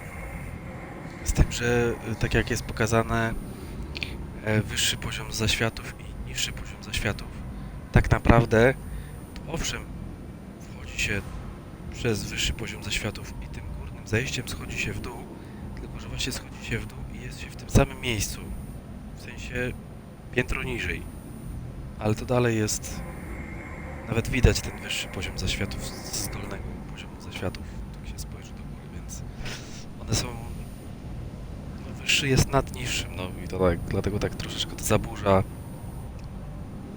No ale wygląda. Dobra, leksykon możemy zrobić sobie tego. Tak, mega. Tu jest Archanioł. Daj się do Omegi. Szukaj Archanioł. Profesor. Zapytaj Arię o Merlina. Wiadomo, że idziemy. Teraz to samo. Daj się na Omegę. I Omega. Rozmawiaj z Arią. No, ona się będzie wyświetlać do tej drużyny, dopóki nie to samo z tym. Zapisz, tak. Teraz jesteśmy w kasku. Unibes. Czemu Unibes? Właśnie, czemu Unibes? Nieważne. Ich sprawa. Dobra, którą mamy na osi? Jest 16:26, więc ja na razie kończę. Tak, na tym zakończymy na razie ten stream. Zapraszam. No jeszcze spojrzymy sobie na Normandię. Tak pięknie wygląda.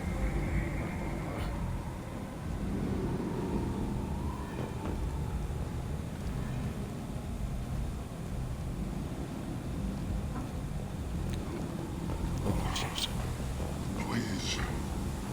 Shut it.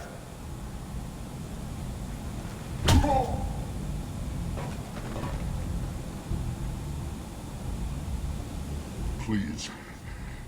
You have to help me. No one said you could talk, jackass. You Zaid Masani? Yeah, that's me. You must be Commander Shepard.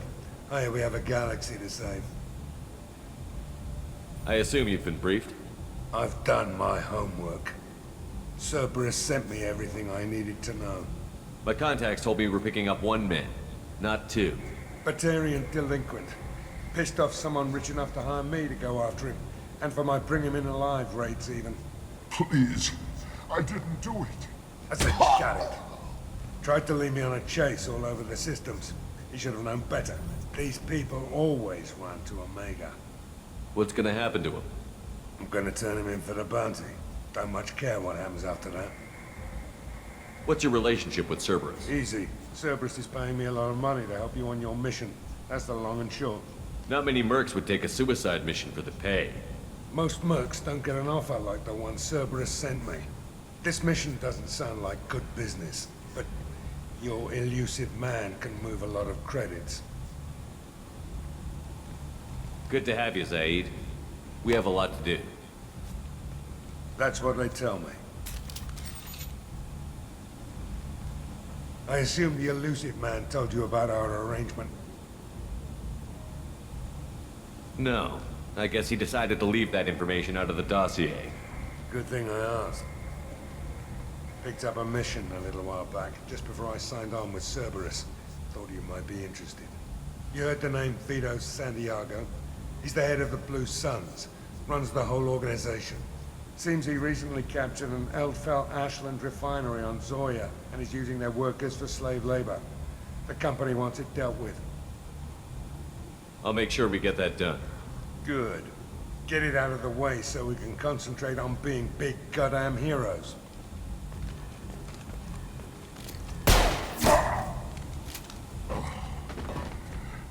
I better turn this thing in before it starts to stink. I'll be locked and loaded next time you're ready to get some killing done.